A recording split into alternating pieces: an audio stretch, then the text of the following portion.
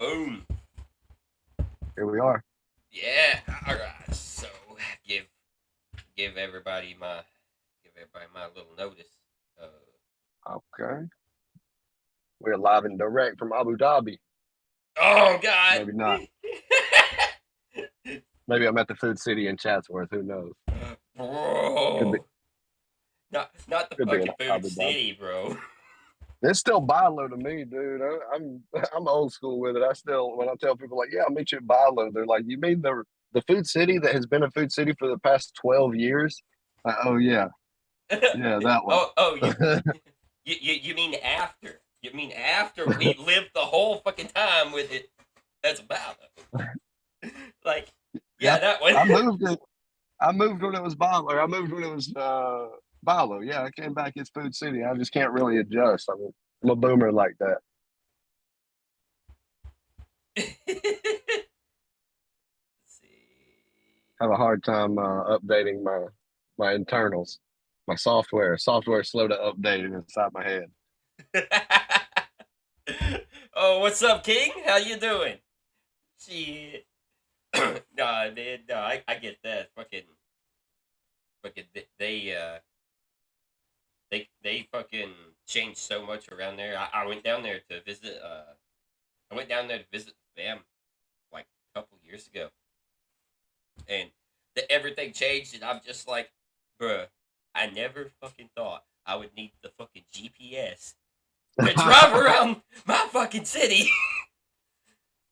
GPS to drive around Chatsworth. Yeah, like thanks. I fucking needed that, bro. Like, yeah, I I, like have to GPS Dalton all the time. Have to.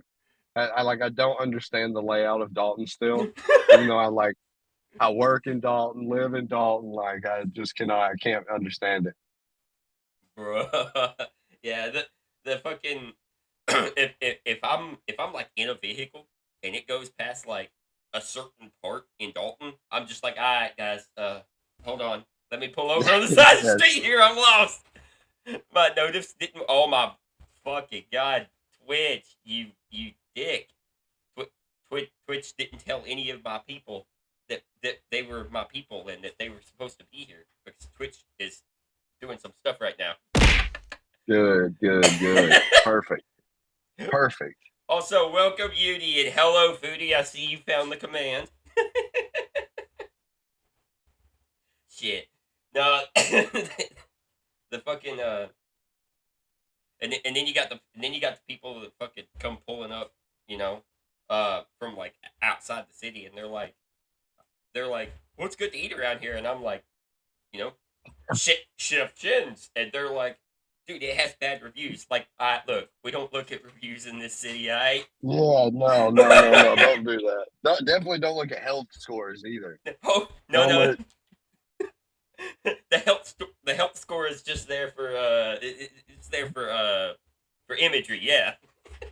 I think I was at like Waffle King here a while back. They had like a 63 in their health score. Somebody was like, "How are you gonna just eat here?" I was like, "Look, any higher than like a 65 at a 24-hour waffle place, you don't even want to eat there." That tells me the food ain't good. Right? They put in too much effort into cleaning up and not enough into making my crepes. Yeah. Dude. I need y'all to focus on what's important. These sausage links, baby. Fuck that coffee spilled on the floor. It'll be there tonight whenever there ain't no customers. And tomorrow, probably too. You might be on to something there. Hey, as long as you give it the scrub before all the other health score violations come in, you know you're good.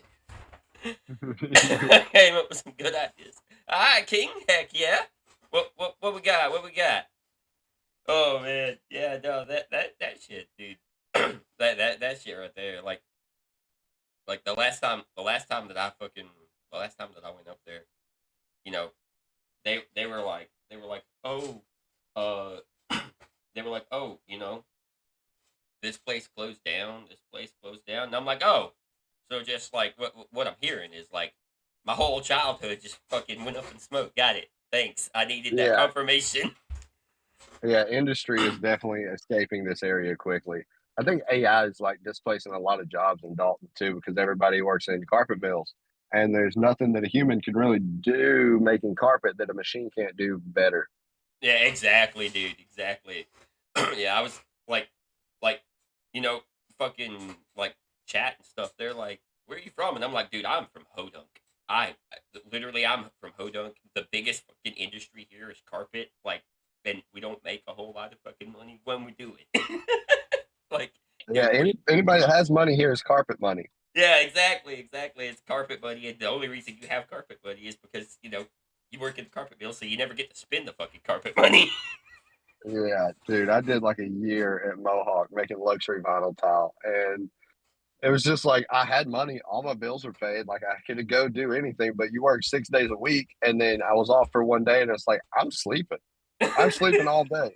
Yeah. I'm either sleeping or killing myself, and so I'm gonna go ahead and like just go. I'm gonna kick the can on the second one. I'm gonna go to sleep and go back to work tomorrow. Yeah, yeah, exactly.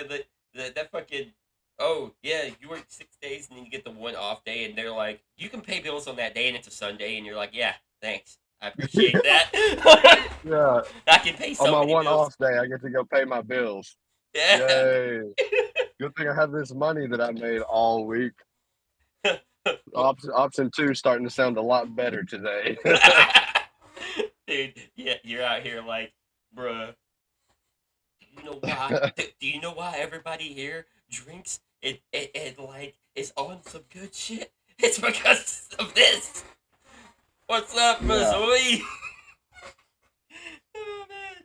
Yeah, no, like that shit. Like it's like one big coping mechanism, and they're like, yeah, your work life balance is important. Like, no, don't tell me that shit. I know you lying. America. America is built off the big coke, man. That's why nicotine's illegal, despite it killing more people than marijuana. That's why alcohol is legal. It's like whatever keeps you productive 5 6 days a week, and then like that's the caffeine that we're all addicted to, and then whatever staves off the misery of you killing yourself on the weekend before your Monday shift, which is the alcohol. We legalized it too, so it's like it's whatever keeps us in the factories. Dude. Uh, Man, yeah, no, like the fucking that they've been fighting that down here and stuff, and they started making what was it, like Delta 9 is legal. Yeah, Delta, all the deltas. I've seen 12, 13, 8. Yeah, and I'm just like, guys. You know what we could do? You could just give us like you could just give us an extra off day, or like pay us better, or you could work with us a little bit. They're just like, nah, fam. Or just legalized weed, dude. It's like, why are you selling me all these like analog, like off genetic offshoots of weed that are like untested, unfettered, when there's a mountain of evidence that weed just like makes you kind of sleepy. All this, Dude. what is you might eat like all of the cereal in your house for no reason. Dude, I had I did that one time because like whenever I was growing up, like I didn't do any of that shit, like because I watched somebody get extra toasty and run down the street taking his clothes off, screaming the zombies were after him, and I was like, nope, that ain't for me, bro. That ain't for me. Damn, Yeah, I I'm was. trying to smoke some of that. What is that called? I ain't never been that high. It was literally like I think he called it zombies. Um, I think it was literally called zombies, and Oh, that might have been the fake weed. it That was was it was right after yeah, that bro. happened. Zombie Killer was that was the one, dude. They sold it at Active Fool, and you could smoke Zombie Killer. It was like that's a real drug. That is a real. It's not like weed. It's not even like. That's its It's not own even fucking like. beast. Welcome back, Yeah, Moody. Yeah. dude. Yeah, I smoked some Zombie Killer one time before I was going to a Halloween party, and I like had this like trance like state that I went into where I saw my entire. I could literally see the two paths of my life. One is where I went to this party and my life ended in rack and ruin, and the other is where I didn't go to this party. So I end up obviously getting less high later on and going to the party, and I cheated on my girlfriend, and my life was really fucked up for a while. Like, and so I'm Didn't wondering, try like, to tell you, bro. even though I was fucked up, and I did see my life, like exactly what happened played out. It's like I just want to be like, just a drug. No way that was real. But it was, it at least coincidentally came true. Yeah, like that didn't help. Nah, Yeah. I fucking I fucking I fucking hit that shit. Probably probably 3 years ago. It's the first time that I ever did anything like that, man. Fake weed No, or like real weed? the real shit, dude. Because before that, I was like, man, I'm not. And then I got pissed off one day for like, what's up, Jam Jam? Hello. I got pissed off one night, because like, you know, I my fortitude got called into question. So I was like, no, we doing this, man. I walked around. I walked around for 5 fucking hours, walking into every restaurant and just buying food. And I was like, dude, I fucking hate this shit. And it's like, oh, did you get like super fucked up? Like, no, I was just hungry for 5 fucking hours. hungry, so hungry. like, yeah, I only spent like $50 in food, like in one day. Like, no, that's not that bad, right? Man, and then a couple years later, I got into those fucking Delta gummies, dude. I wound up flat on my back, fucking. Let's fuck you up now. You gotta be careful with those because all those chemicals are like untested. They're un-FDA regulated. Like they're legal, but they're not like there's no like checking on how much chemical goes into that stuff. Oh no, dude. Literally, literally, I had 1,500, and I'm sitting there and I'm eating, and next thing I know, that the damn rolling chair that I'm in fucking rolls out from under me. I fucking slam into the floor, and I was like, oh, I need to get up. And it was like, my body was like, what's an up and how do you do it? But the floor is just right here, and it already feels so good. Yeah, like literally, my buddy put a freaking sheet on me, not a cover, not a comforter, a fucking sheet, and that sheet weighed so much that I laid there for 7 hours and I couldn't move, and I was like, I'm never doing this again. Get this weighted blanket off of me. Yeah. That's a sheet, brother. Yeah, literally, I laid there, and then like I closed my eyes because at one point I got to the point where it was so hard to keep my eyes open. So I just closed my eyes and I was like, all right, you know what? We're just gonna go sleep, bro. Man, I laid there with nothing going through my head, which with ADHD, I don't know what the fuck to do with that. So This is new. yeah, Is this relaxing? like I like this. I kind of like this part of it, bro.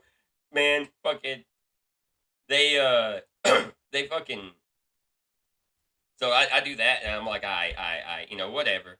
Uh, and then I lay there for an extra 3 hours going, like, my eyes are closed. There's no thoughts. I'm literally just like listening to this like super weird like internal monologue ringing sound. Like, what is happening? And then all of a sudden like I was like, I'm dehydrated. I need to drink. And then so I get up, get water, and I'm fine. And I'm like, dude, that was the worst 7 hours of my life, bro.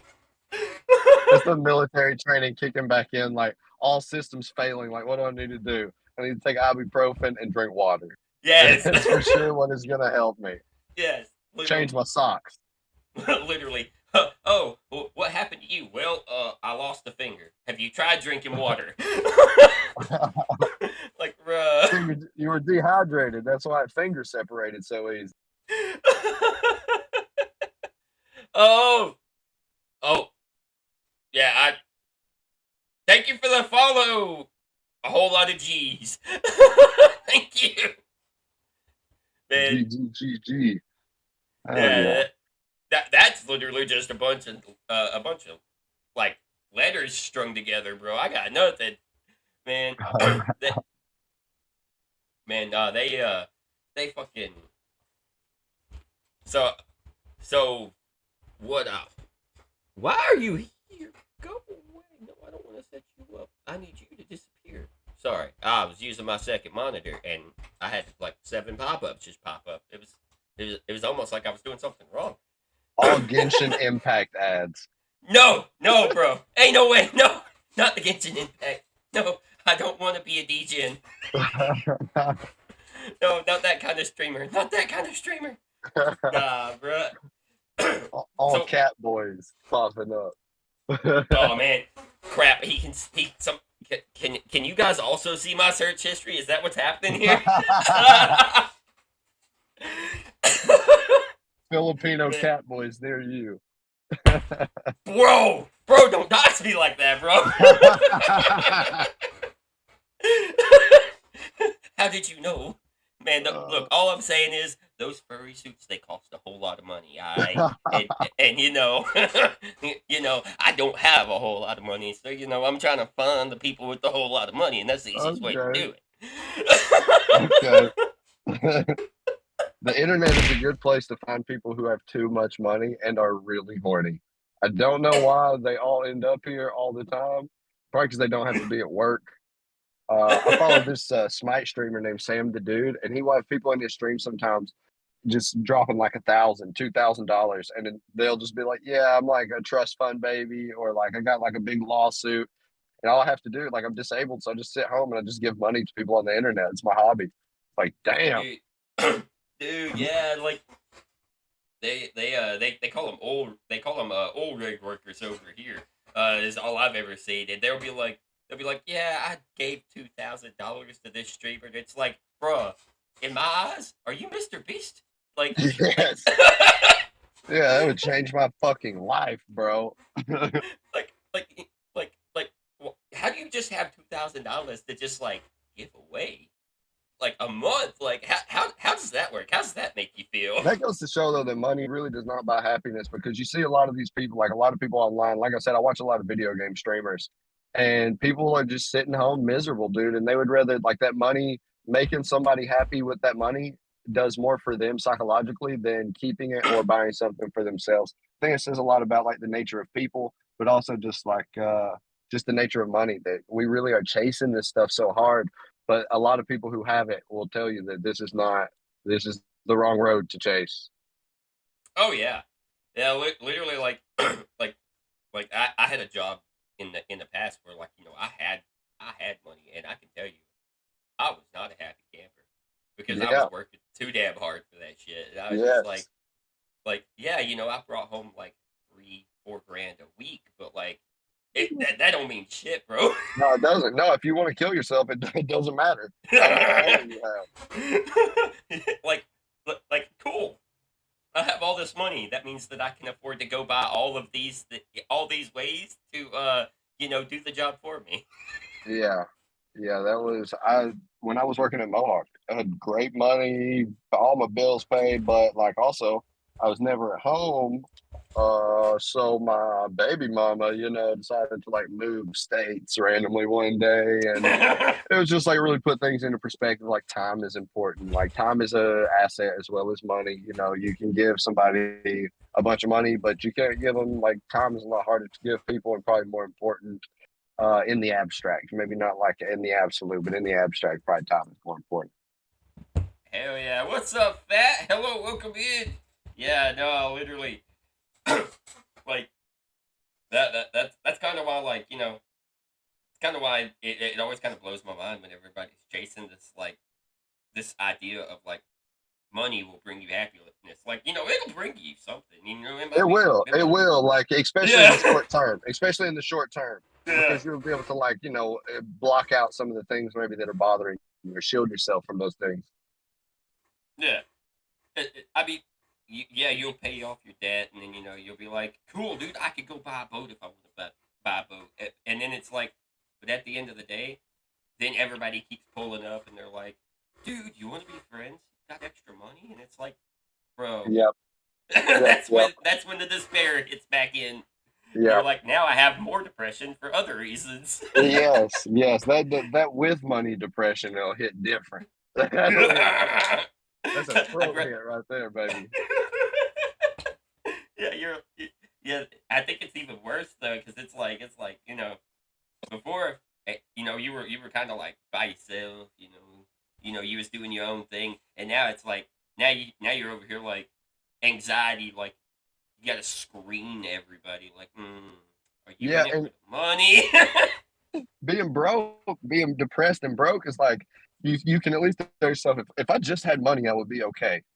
Uh, But being depressed with money is like, oh fuck, I have no roadmap to fix this. I have not. I I have, like, do I drop this motherfucker in the reverse and like, is there like a crossroads I can go back to and make a different choice? Like, no, bro, no, you're here now. You're fucked, man.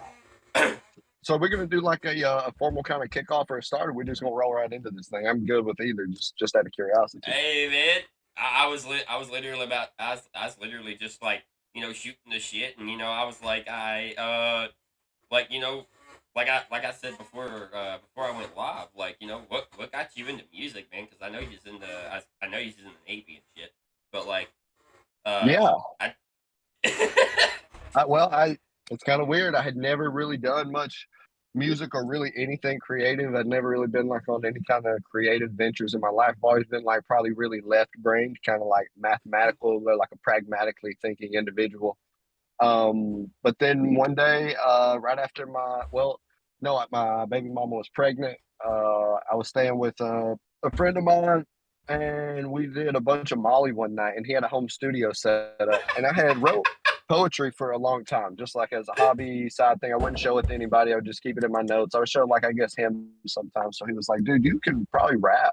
I was like, I don't know. But then some drugs in us, and I started that night. I wrote a song, wrote like a verse, we recorded it, and it turned out to be like, in my opinion, very good. Still one of the best. It's only on my SoundCloud now. I did post it like months and months and months later, but I just kind of like committed. I was like, dude, fuck it. This was pretty easy, and it was of a quality that I think is like better than industry standard. So I started the studio I was recording at. I started going to a legit studio. They let me intern there for 6 months, so I worked 6 months for free. I'm an audio engineer now, producer now, and yeah. so I just kind of like immersed myself fully in it. But it was like split second. Like one day I was not a musician, and then the next day I was like, this is going to be my life. Hell yeah, dude. Hell yeah. That I think that's kind of the best journeys in life, though. It's like now you don't have any of those distractions. It's like, nah, bro. What are you gonna do if this don't work? Well, I'm kind of fucked. Yeah. I have no plan B, man. I kind of think plan B is a loser mentality. Like I'll figure out a plan B the same way I figured out my plan A. Like I will just figure it out if that is need be. But I have no like okay, just I have not even had music out for 2 years yet. I just crossed 100,000 streams on Spotify like 2 months ago. 200,000 streams total with YouTube, Apple Music, Deezer, Tidal, Amazon Music. Um, it's just like it's all went so well. It is all like what. Mhm. That's not to say there's not been like defeats or losses because I have fucked up every stage of this, every like next step. I have fucked it up 10 times. I have learned 10 ways to not do it, and then yeah, but then I'm pretty committed to it, and I love it. I'm in love with it. I'm in love with more so the writing, making people like creating a scene or imagery that makes people feel like they can identify with it. You know, that they're not the only people that feel the way they feel. Hell yeah, dude. Yeah, I know whenever I got into this, I kind of yeah, foodie, exactly. Yeah, that is a good thing. Yeah, see, whenever I got in over here, I was like, I was working my little 9 to 5 job, and I was like, somebody was like, dude, you should be a streamer, and I was like, dude, I don't want to be like a face streamer because that ain't for me, and they were like, dude, check out this, check out these anime people on the internet, and I was like, all right, cool, I can do that. Literally, fucking usually people like take like 6 months. They set up, they save up, blah blah blah. Man, I fucking hit this shit, fucking sprinting as fast as I could face plant Good, in like a good. fucking month. Yeah, I hit this shit, fucking smash my face. Who this? This is EakDaFreak. Also, hello, Doc C. He is a rapper over on the YouTubes and on the Spotify's. Uh, Apple Music, Amazon Music, Deezer, Tidal. Really, Spotify is the one I push the most uh, because they pay the least, and I hate myself. I guess I don't know. I got but Spotify is just more popular, so I typically tend to push it. But I've really been trying to get my YouTube audience built up. It's came like a lot slower. I was doing like lyrics explained content for a while, and was really like getting into like parsing apart my lyrics and stuff, and that was doing well. But like all good things, I quit in the middle of it because I'm kind of fucking human. So, but I'm getting back into that this year, really grinding on the YouTube again. I got a podcast coming out probably Oh within the hell next yeah! 2 months. Beauty and the Freak podcast with a young lady named Katie Brogdon from here that owns a beauty salon. So be on the lookout for that coming. Hell yeah, dude! Plus one podcast. Yeah, Doxy. Oh, Doxy wants to know if you can teach him how to rap. I can teach you how to rap, man. Look, there's little glitches in the matrix. There's these tiny little things that make complex rap sound uh, good. Like I think of words as shapes, kind of when I'm thinking of them. It's probably like an autistic thing, but like if you think of the word orange, like nothing rhymes with orange. But if you think of orange and then 4 inch and then like door hinge, like all of these things, the shape of the word is the same, even though they might not be direct rhymes. And then there's just certain patterns that you lay those words into, and if you can connect a sentence in between them, it will sound like you're going the fuck off. And if y'all are yeah, watching this, I mean, go check me out. You can see I really put a lot of stress on the writing. I'm much more of a writer than a rapper, but this is just the only way I could get people to read my poems is if I did it in a cool hippity hop kind of way. Exactly, dude. Exactly. Oh, Fact's got some interesting shit to say here, right? He says listening to Eek's story is really surprisingly inspiring. It's not like a superhero origin story. Like Eek is cool as fuck, but he's just a dude. Yeah, I'm just really just a guy, man. I'm still fucking just trying to figure it all out, even though I've had like kind of like amazing success with this, and it's not a flex, like it's a humble brag. Uh, just I've had people be so supportive. Like my local community here in Chatsworth, Dalton, people have supported me so much. A lot of like, local rappers get a lot of hate, I guess, Hmm. just for being a rapper. But I don't know if it's the quality of the music that I'm putting out. I think the writing has a big part to do with it because there is no like filler verses. There's no like street hood stuff because that's not me. I'm not a street hood guy. Like I'm literally just a country dude that just it's been in the military and struggled with a lot of like psychological issues in my life, and I try to just express that outwardly. I think because of that, people have been incredibly supportive of it. Oh yeah, dude. Yeah, like I think people at this point, like everybody's kind of seen all of the all the fronting and all of the let's make some shit up. Like let me tell you this cool story, and now it's like, dude, all of that's cool, but like, what the fuck actually Yeah, happened? yeah, And but your music is that. there's not a lot of money and it's like there's a lot more money in producing like this false imagery or this like I'm living so great, my life is awesome, because people want to think that that is like the place that they can get to maybe, or that is an existent like psychological state that you can find yourself in. But it's all smoke and mirrors, man. It's all put on by the industry to sell it everything, just to sell records, to sell streams, to sell views, and just it's a clout Mm. machine that builds on top of itself. And I've had probably slower growth than I could have had by not doing that. I've not like Spotify view streams are the easiest thing to fake. I could drop $300 tomorrow and have a million streams on Spotify. And you would go to my Spotify and you say, "Wow, this guy's a million streams." But then you go to like my Facebook or Instagram and I got 3 comments on a post. So it's like, what really is going on? And I've not taken that route. People give me heat about it all the time. Like, dude, you're at the point you need to start getting your like streams up. And I have 200,000 streams in 2 years. It's not like I'm slacking on it, but they're from real people. These people that like reach out, like, hey, I have a song called "Another City" about basically losing my daughter when she's still alive. She's still alive. Losing her, my Yeah, baby mama yeah, moved. My baby mama moved states and took my kid. Whether it's because of some fucked up custody law in Georgia, I didn't have any way to like defend myself against it. So I made yep, like a song about this, and I had so many fathers reach out and just be like, "Dude, this is so spot on and accurate." And so I yeah. prefer this path, the path of authenticity.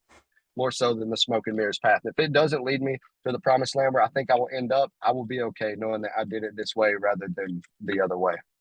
Yeah, yeah. Rather than clout chasing it, you kind of did it. You told your story in the best way that you could tell your fucking story. Exactly. Uh, Yeah. uh, Booty wants to know if you ever get anxious rapping.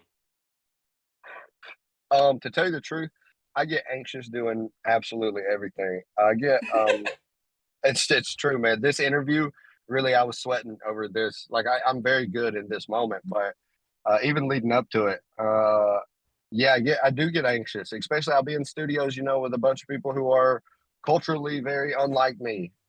Typically, Mm-hmm. just to put it out there, like, and it's you don't expect somebody maybe that looks like me, white guy with a mullet, to be in there just like fucking going hard. And then it's also there's the anxiety that builds around I'm not telling a fake story. I'm really like typically I'm telling my own story, like things that have happened in my life. I personalize every experience. Uh, so if people don't like my music or they don't like what I'm saying, it's not just that they don't like the song. I take it as they don't like me, even though that is They don't. not the objective Yeah, truth. That is how I perceive it. Uh, and yeah. also like They don't like your journey. yeah, and I get disability through the VA for like anxiety PTSD from when I was in the military. So I don't know how much that compounds onto the anxiety that I like naturally just the ambient anxiety of being a human person. But Yeah. yeah, sometimes it gets absolutely overwhelming, man. Being in the public eye, I've been on like 10 different podcasts, um, just doing shit like this basically, and I'm nervous every single time. I want to wilt in the moment every single time. When you asked me today if I was still ready to do this, everything in me wanted to say no and just not do it. But that's it's the step that you have to take to do anything successfully is you got to walk through that like wall of fire that you see there and that could burn you. You have to still walk through it if you're gonna do anything worth doing. Oh yeah.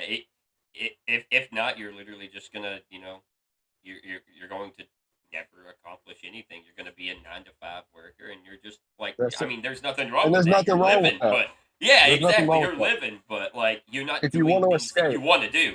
if you want to escape it, it's going to hurt. And when you watch people on TV, I don't care if it's Kodak Black, Iggy Azalea, Steve Harvey. These people are nervous. These people know that their like careers are riding on a word that could be misinterpreted, or like there's so much that teeters on every single event, especially if you're in the public eye at all.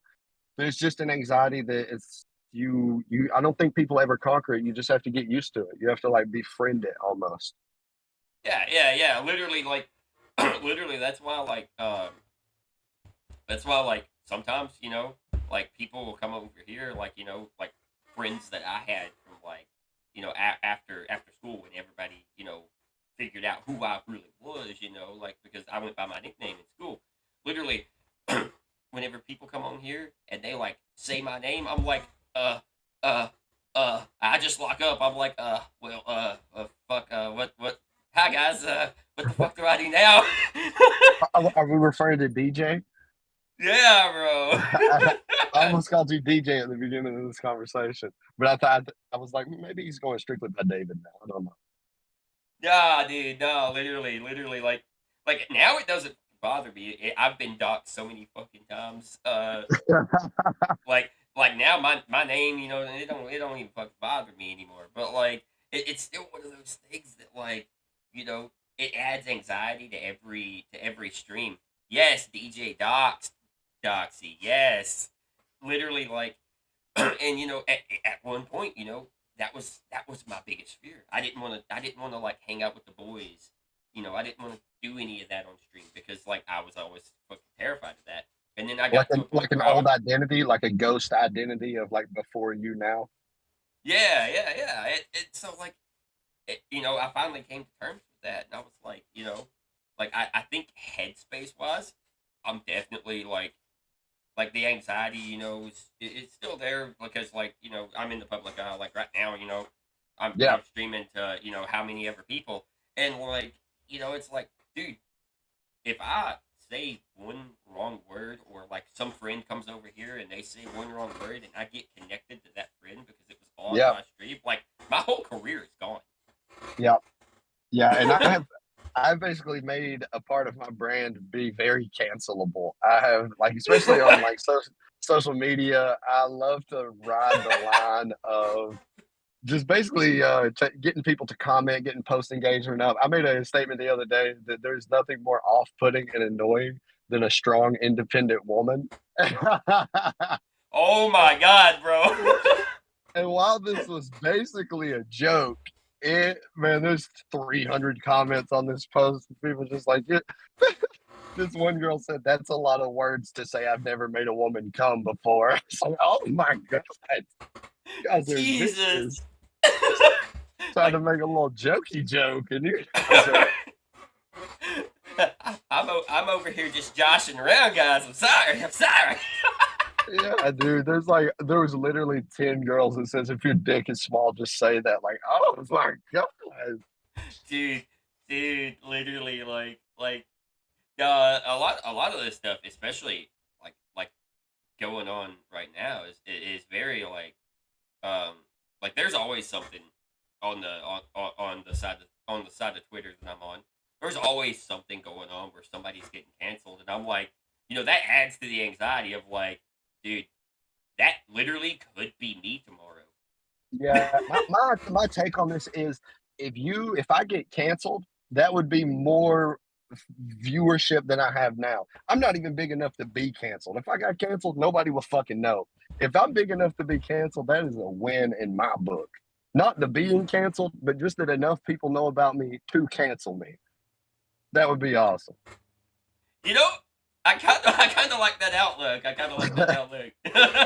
Right now, you can't cancel me because there's probably 10,000 people in the world that know. I probably had, well, 30,000 individual listeners probably around the world. So if I get canceled now, that's minuscule. If I get canceled big enough to be like, you're canceled, hey, I'm on the come up, baby. My streams is up. Oh man, yeah, yeah. Literally, like I've only seen I've only had like I've only seen a couple people like that big get canceled because at that point it's like, yeah, they can try to cancel you, but like now you have such a following that everybody's like, all right, look, let's give them the benefit of the doubt, Yeah. let's give them that second chance, and it's like, but like before that, like, if something happens, it's like, you know they bully you off the internet or whatever, and you're just Yeah. like, well, that was it, that was, but people That's knew the who I was. that's the thing too about building authenticity into my brand basically is that I say absurd wild shit all the time and don't get any kind of real pushback because like the fandom or just the support network that I have grown throughout this process, I've done it with this identity the whole time. Like I've not virtue signaled and like been an activist for something that it comes out that people hear a private conversation and I'm saying something the opposite. Like if I have a controversial view or something like that, I'm willing to talk about it. I'm willing to put it out there. And I Yeah, think even people with opposing opinions, even the cancel mob, even the people who are quick to do it, if you come out honestly and authentically with it and are willing to like field questions and like flesh out how you think about these things and be open to new ideas, I think they're even slow to cancel for stuff like yeah, that. yeah. That's kind of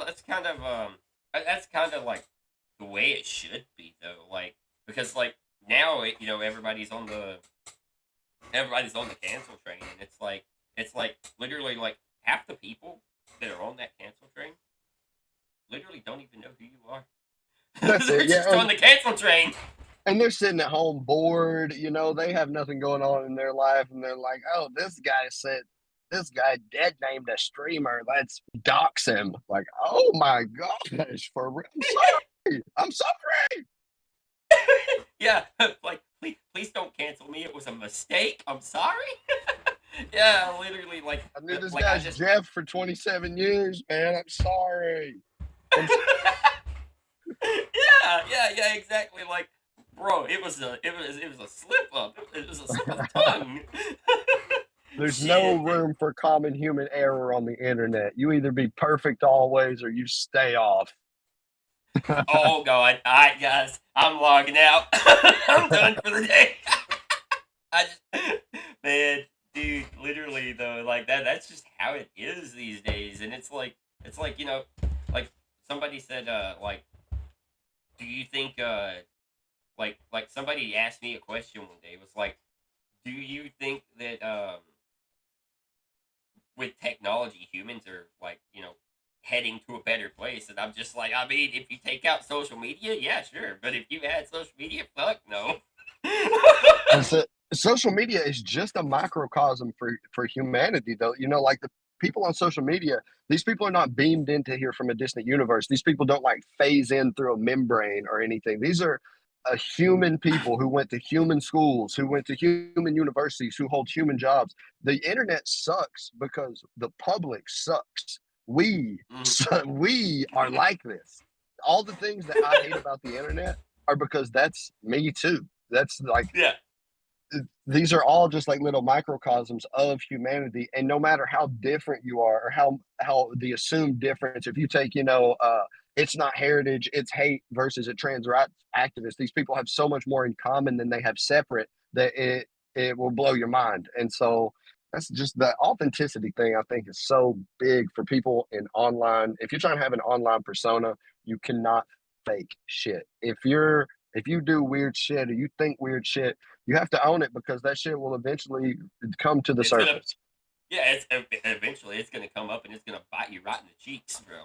Yes, yes, yes, absolutely. Like people on social media need to be slapped. Anonymity, the internet removed valid consequences for being an idiot.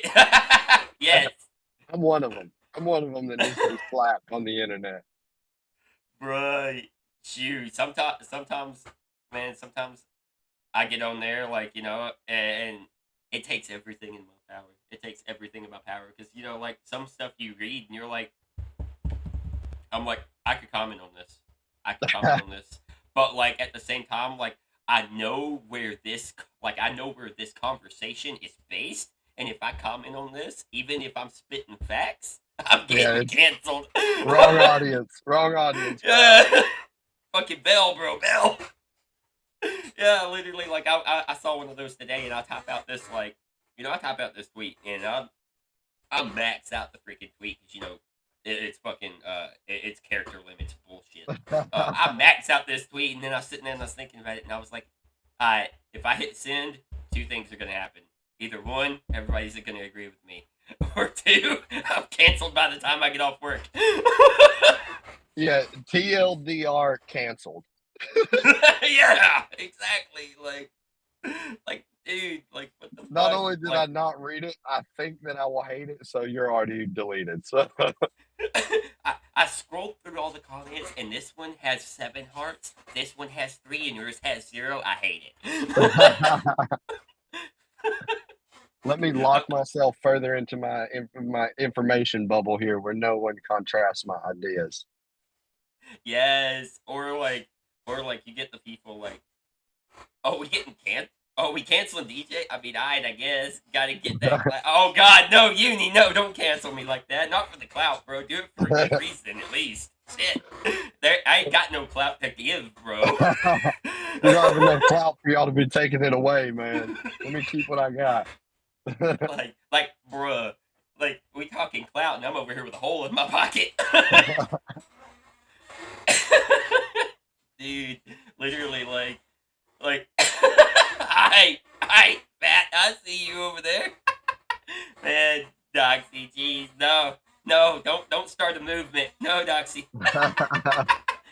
No, dude, like shit. And I feel like, cause I feel like that really is like part of your like part of like your songwriting as well. Is like you're just kind of like, dude, look, I'm gonna say all this shit. Worst that happens, people hate it, and Yeah, then I they mean, never listen to it again. it is But what it somebody is. out there is gonna listen to it. Like Oh that's yeah. that. I knew it would kind of be like a struggle to find my niche audience because like I'm not I'm doing hip hop, so that's like the group audience of hip hop. But I'm like writing about philosophical concepts, or and not to say that it's better than the other music because it's not. That's a subjective scale or whatever. But there are very few people that are gonna like want to hear. hip hop about Thomas Paine and Socrates. You know what I'm saying? So it's I knew there'd be a lot of people to not like it.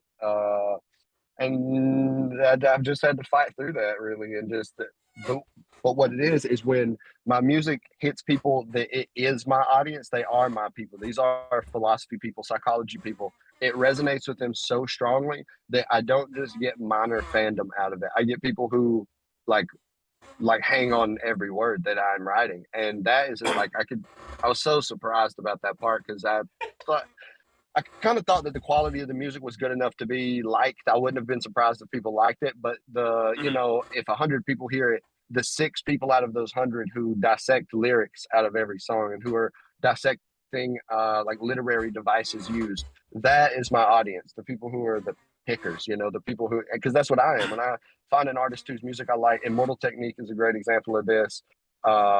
Daylight is a good example of this. People who are very much about the penmanship of hip hop. I will go lyrics on screen and pause and like look at the clever literary devices they've used throughout their music. And so I know that there's an audience for that because I am that audience, but I also Mhm. know the audience is sparse and like disparate. They're widely spread. So it would take some time, but now it's really starting to take hold. It Yeah, really look, is. I think it was yesterday. Yeah, yesterday I was making a Twitter post, hopping up this thing, and there's a line, um, and it currently escapes my brain because ADHD go burr. But there's a line in your song Questions that I actually used for it because like Questions is probably the most like it is probably the most relatable ass fucking song that you have for me because the other stuff like that was never my scene. That's not me like being like, dude, you have one good song. It's like no, No, I if you sit understand. down, yeah, like but like the Questions whenever I heard that because like one of the people we went to school with was like, "Hey, did you know that EakDaFreak is a rapper?" And I was like, "Yeah, I mean, I knew that like because I heard people talking about it and I looked them up, and then I found your I think I started watching your stuff on YouTube whenever you did the breakdown of Questions, Yep. and I was like, dude, I bet like because like I feel like an entire song where like the entire like first half of the song is just you asking yourself questions and like basically being like, this is questions for life, bro.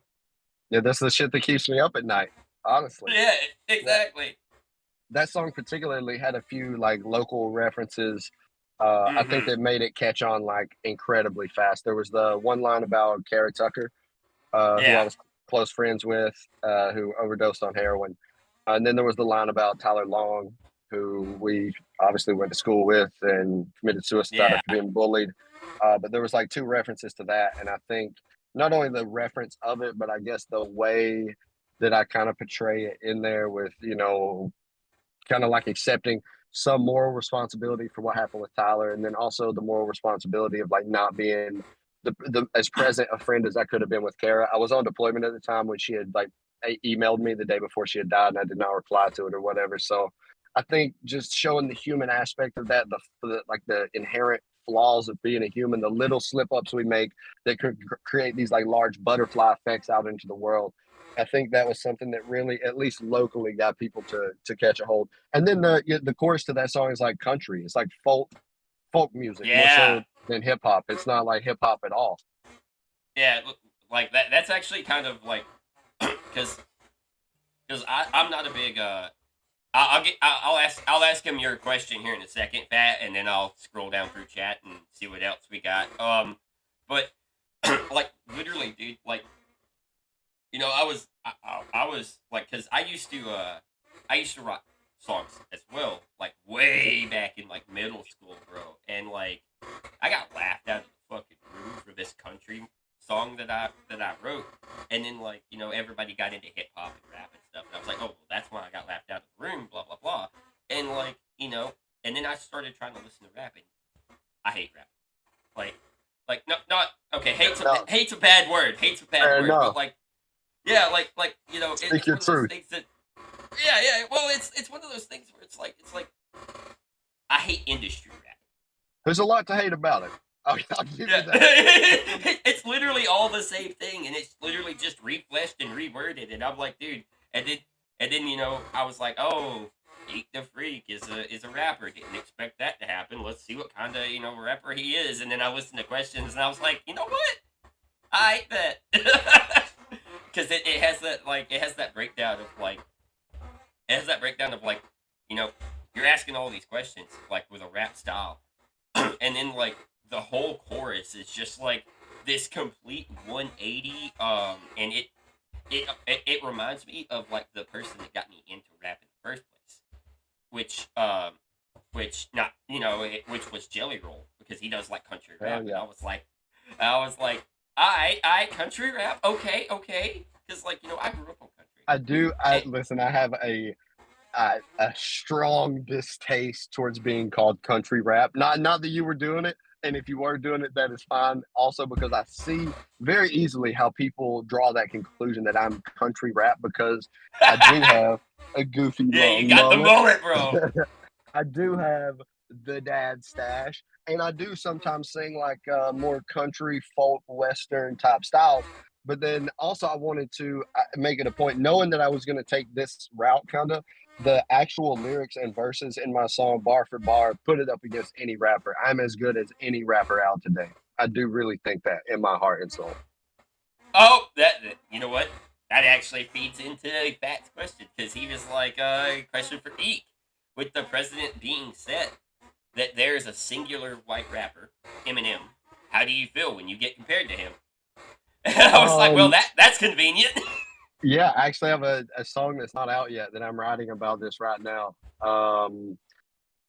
It's a compliment in that Eminem is fucking great. Especially his first like 4 or 5 albums are like that's what made me a rapper. Honestly, the first CD I won a quiz bowl tournament when I was in 5th grade. I got an individual high score at a quiz bowl meet, and my aunt got me the Eminem Show on CD.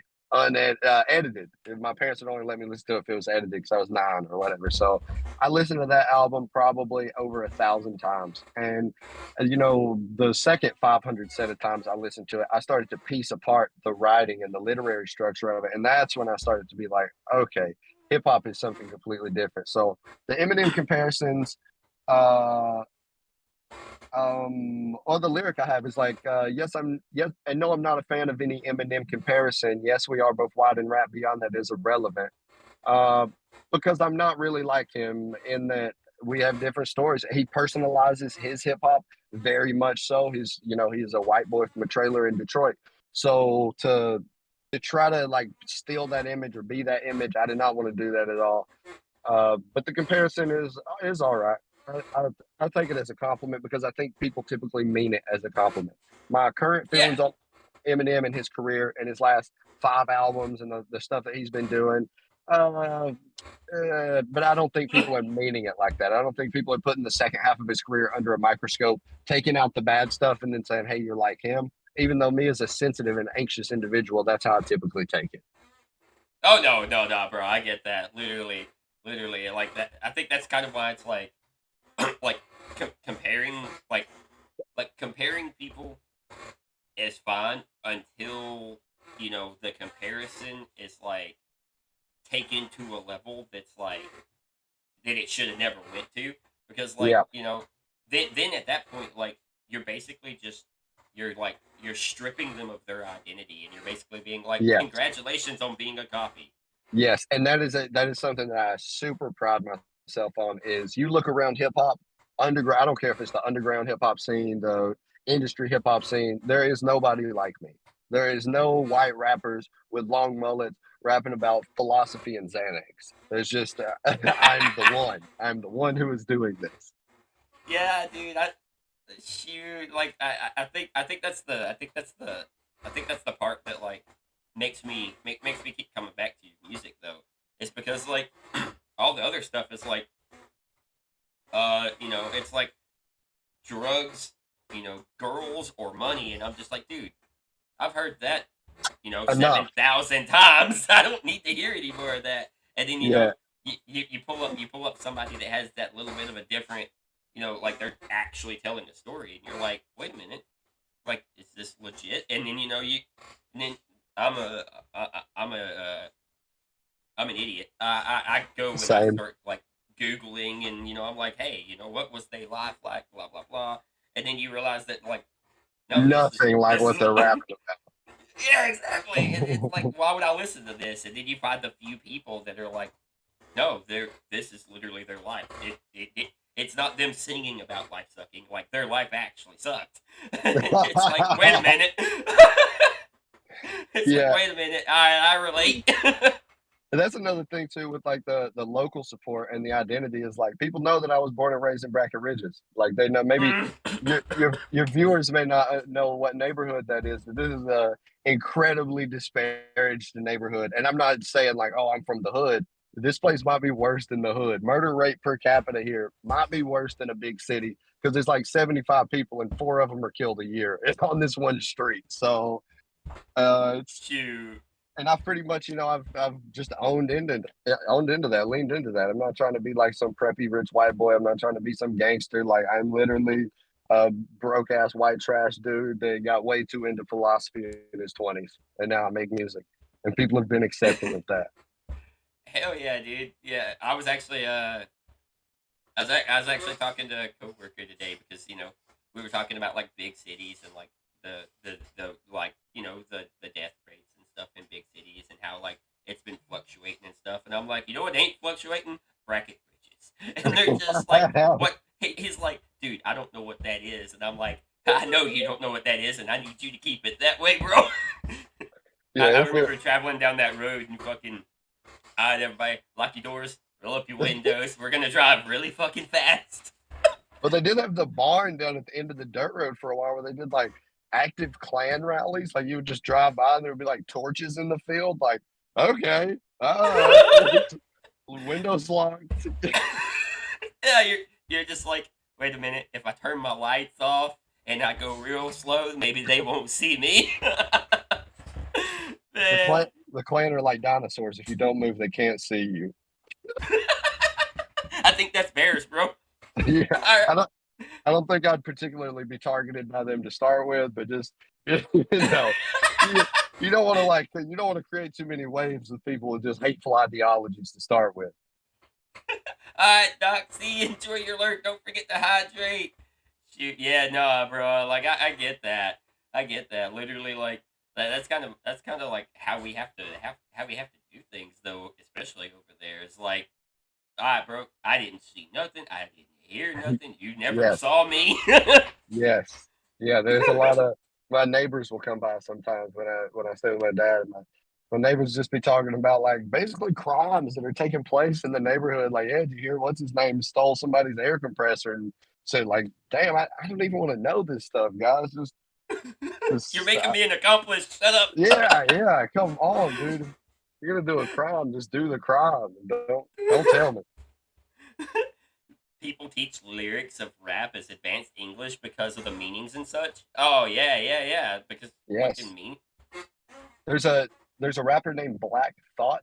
He was from a group called The Roots, and he actually did a like a thesis presentation at Harvard where he was so good basically at freestyling that people thought that these were written, right? People thought that he was coming in with long, like 12-minute written speeches. And so they hooked electrodes up on his brain and let him freestyle. And they were just like throwing him words to start rapping with. And they literally did neurological studies on this guy's brain because of how quickly he could generate like complex rhyming structures. So there are, yeah, Mm. universities are definitely taking note that writing the premier writers of 200 years ago, your or 100 years ago, your Charles Dickens or your Ernest Hemingways or Agatha Christie. I think she's a writer. I might have made that up.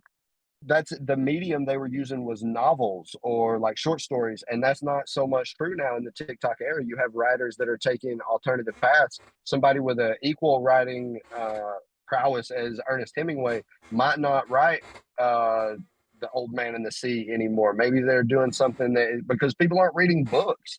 I mean, like No. I consider myself a decently smart guy. I haven't read a book in like 2 years, man. So if you want to write and you want people to absorb because it's about absorption of message more so than, producing a 900-page novella. If you want people to intake it, you have to put it in a format that is palatable and intakeable by the current landscape that we're in media. Yeah. But like that's kind of why people don't know cursive or anything anymore because it's not relevant anymore. It's like literally. I mean, I can tell you when the last time I read a book was. Last time I read a book was today, and I read one chapter and I got bored. But like before I that, watch dude. TikToks of people dying. like literally before that though, dude. When was the last time I read a book? Fuck. Does the comics count? Because if they don't count, it's been a long fucking time. Hey, I said 2 years, but I'm counting audiobooks, okay? I'm counting Oh audiobooks. shit!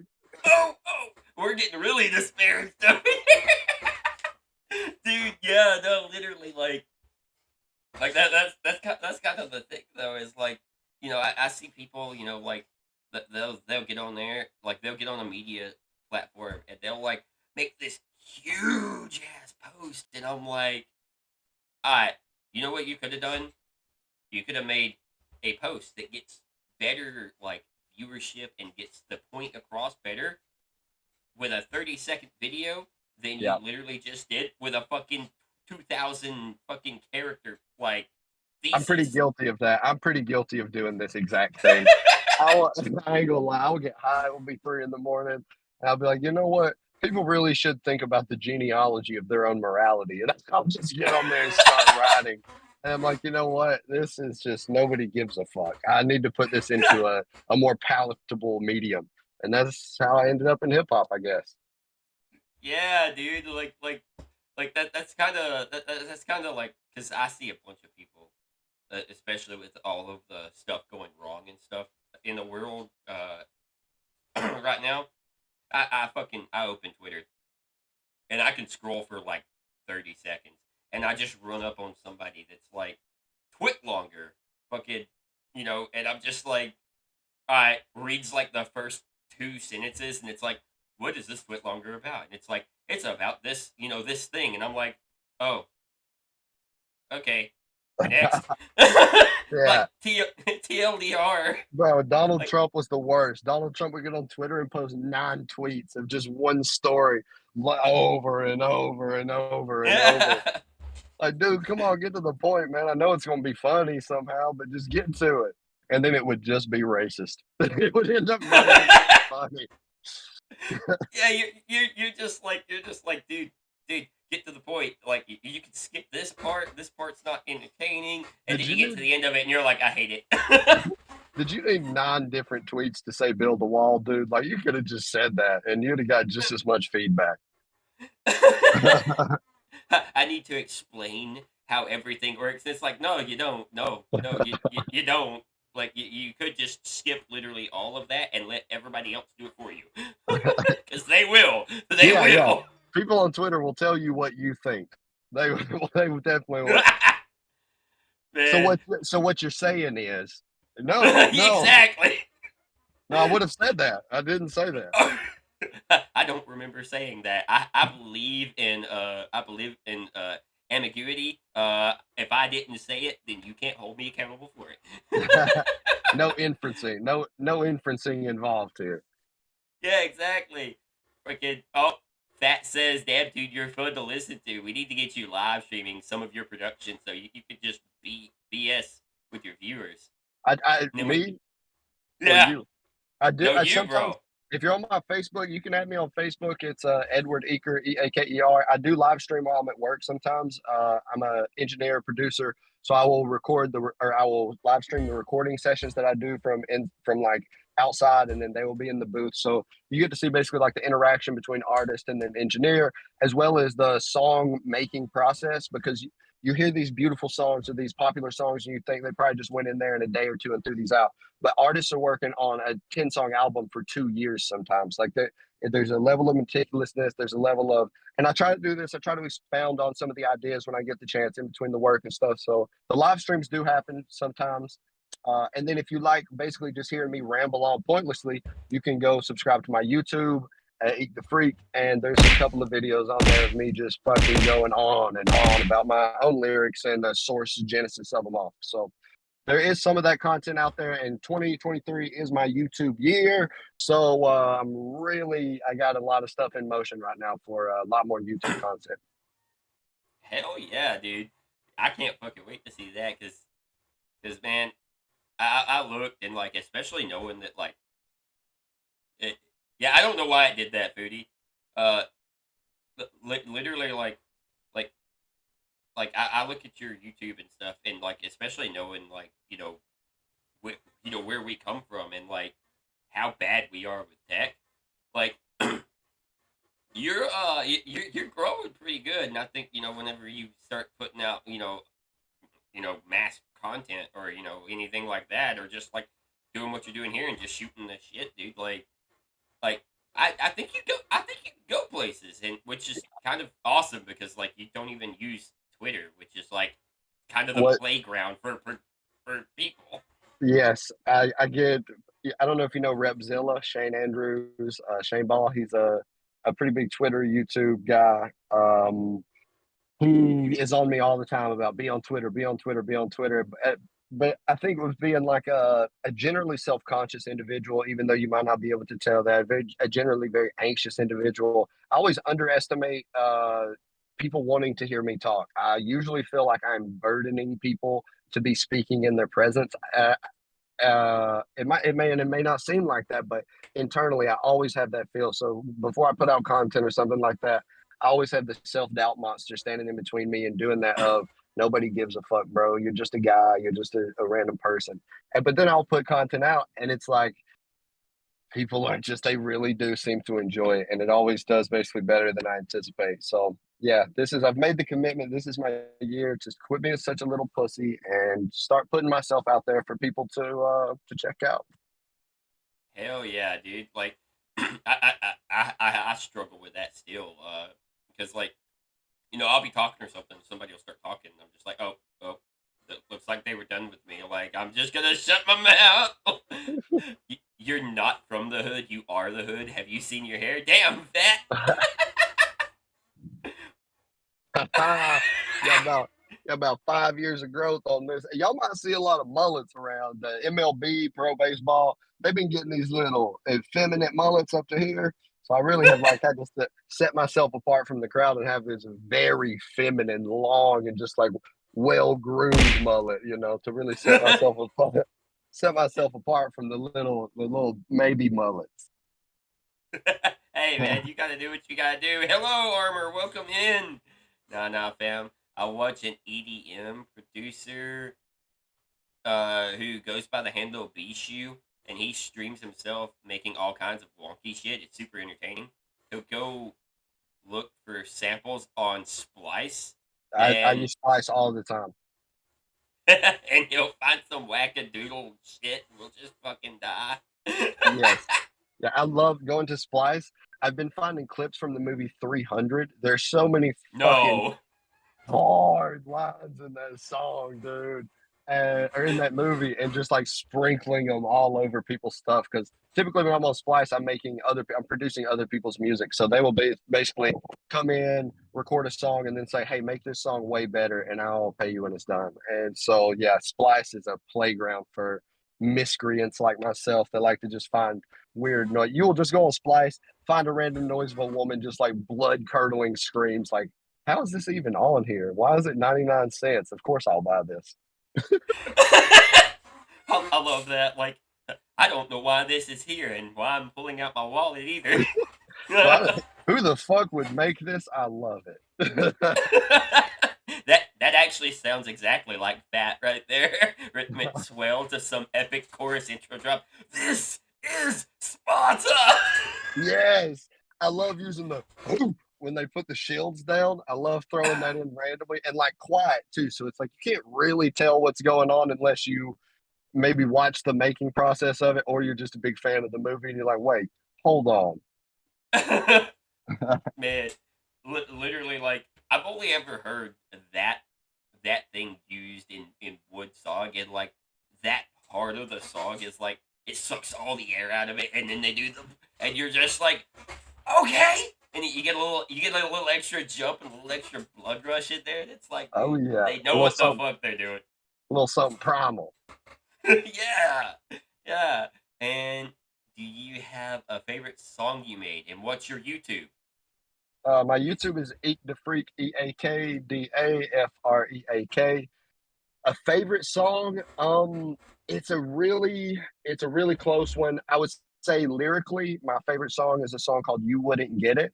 It was the third song I ever produced. I made it in a manic frenzy. I stayed up for like 55 hours doing this song. It was a really drug induced frenzy of this song was in my head, and it like everything in me said you like get this out now.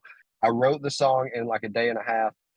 And then it was like, go to the studio now. It was just this voice. It was go there, go there. So I went, recorded the whole thing, got it mixed and mastered, put it out. But as far as completeness for a song, my last six songs, I've been working with a producer named Big Germ out of Pittsburgh. People may have heard of him. He did all the Mac Miller albums. He did all the Wiz Khalifa albums, multi-platinum, Grammy nominated. He's done my last six. The last song I released is called Ups and Downs, and that, as far as a complete song, quality, lyrics, the captivating nature of music, that is the most complete song I've ever put out. But lyrically, maybe you wouldn't get it. So I would say it's a tie between those two. Dude, I remember the first time that I heard like you wouldn't get it.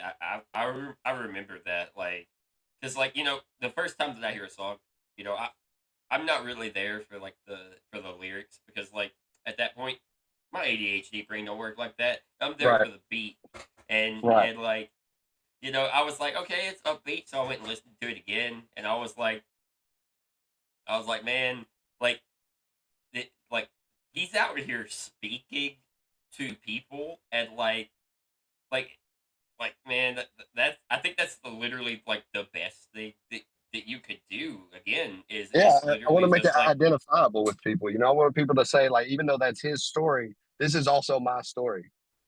yeah that's kind of why like people get attached to people. It's not because like Yep.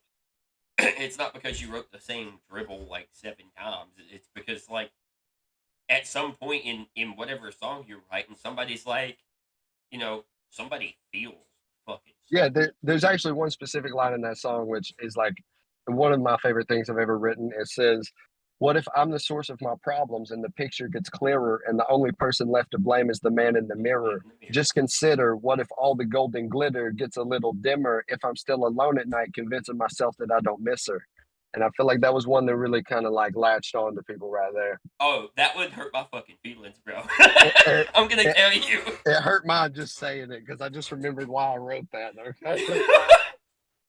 man, Oh, man, like as soon as you started, I was like in my head, and I was like, wait a minute, like even though like I have a hard time like remembering shit, like certain stuff like that, I remember and like whenever you started, I was over here like, wait a minute, I know all the lyrics to this. yeah. Yeah.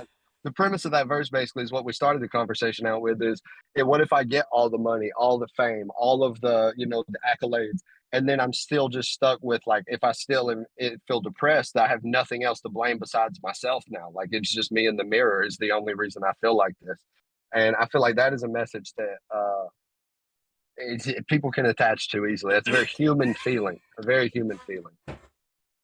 Oh yeah. Especially like depending on like what part of your life you're in, because like at some point, because everybody kind of runs from that these days. Like that's kind of the worst part is like everybody runs from like what they're feeling, blah blah blah. Stuff it in your pocket, and like whenever people hear music, like music is like the easiest way to bring people together.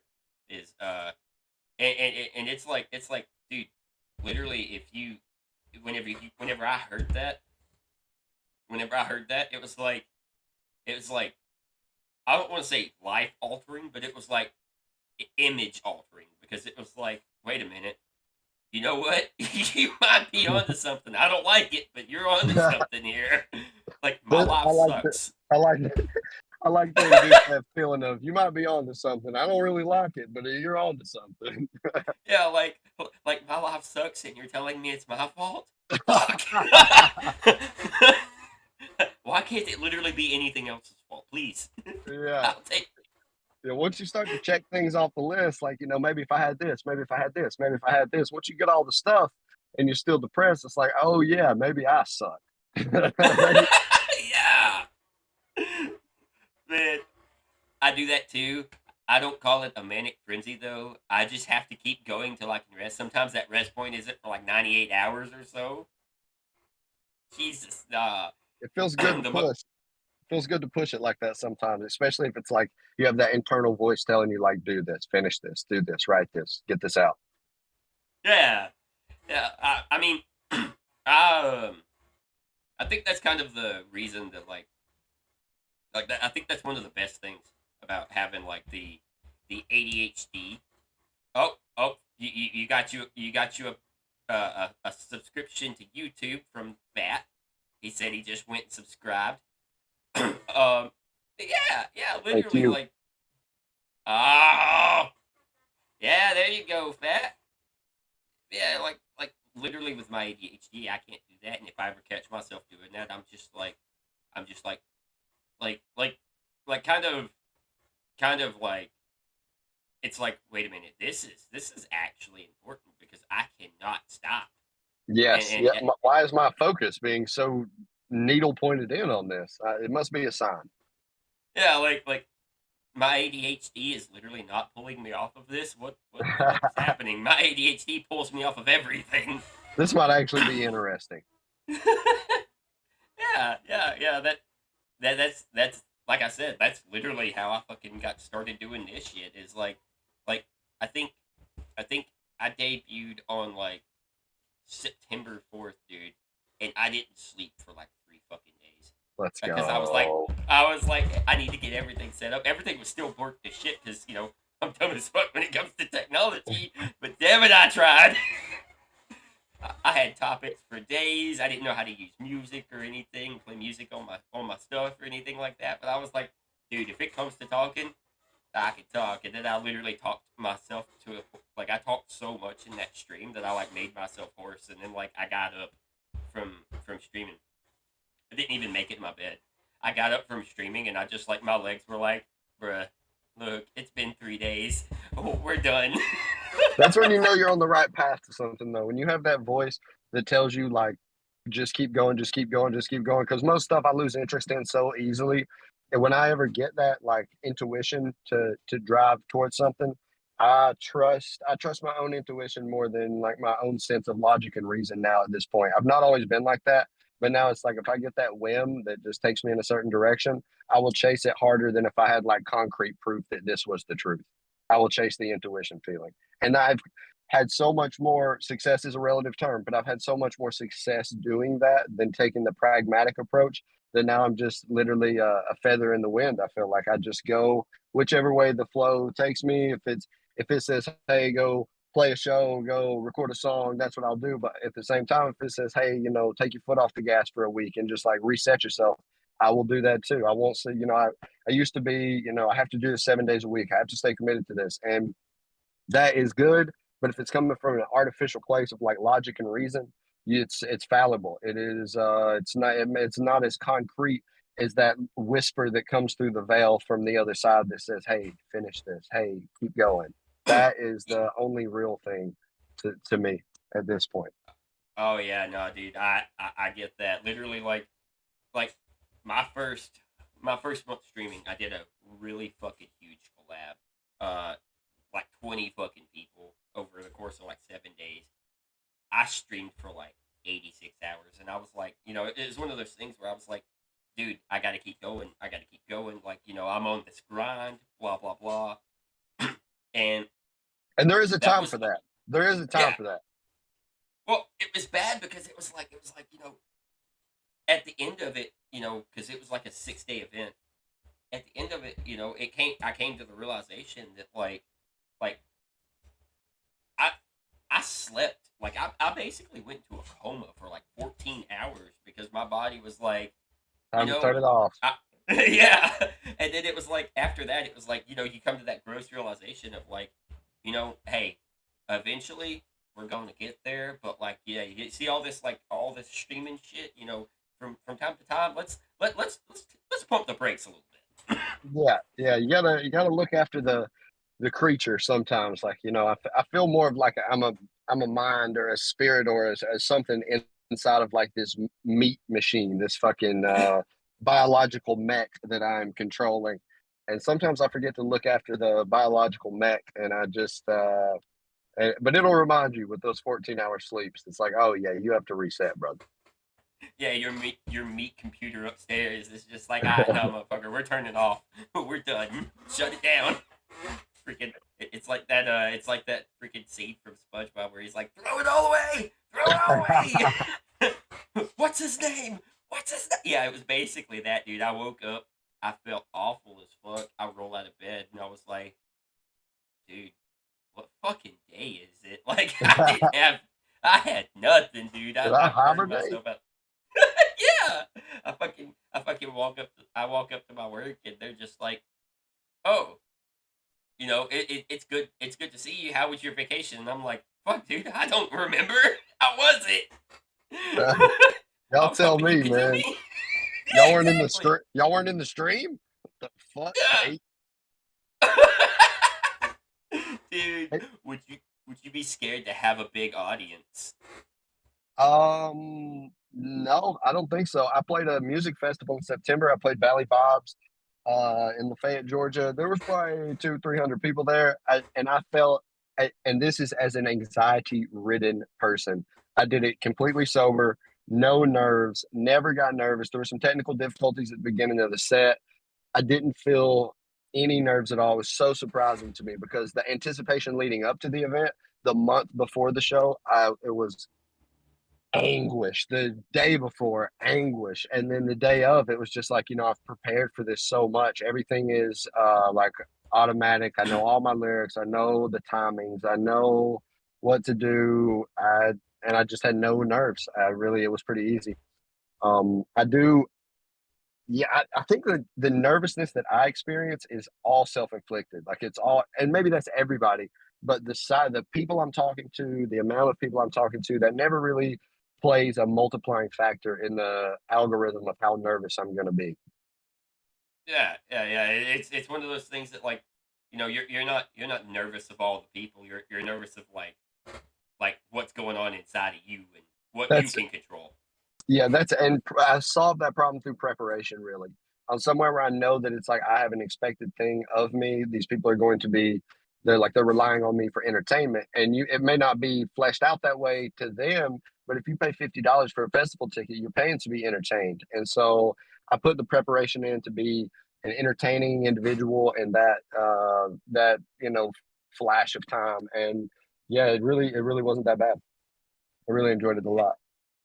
Hell yeah, dude. Hell yeah. It's actually pretty awesome. Like because like I feel like it's one of those things. You get up there and you like look out and you're like all your nerves just fucking vanish because you're like, all right, no, we're here. It's fucking go time. Like Yeah, that was it. And like either I they asked for hate me. this. I asked for Yeah. this. Like I want this. Like I'm making, what people make in a week to do this show. I'm doing a 35-minute set. And this is not something to be anxious about or to complain about. The anxiety really that I get goes into the writing, the recording, the editing, the like, is it good enough? Am I good enough? Is this ever gonna work? But once I have that, like the 10 songs that I have out right now are all like I have no nerves to show those to anybody, to play those to anybody, to play them for anybody. Because I've already ate the anxiety of the entire creation process, which is just I'm writing an album right now. I've released a song in 5 months. I've been in album mode, and boy, that "Are you good enough?" Voice is just like a constant scream when I wake up in the morning. It's pretty much anguish, but I really love it. I love it a lot. I asked for this.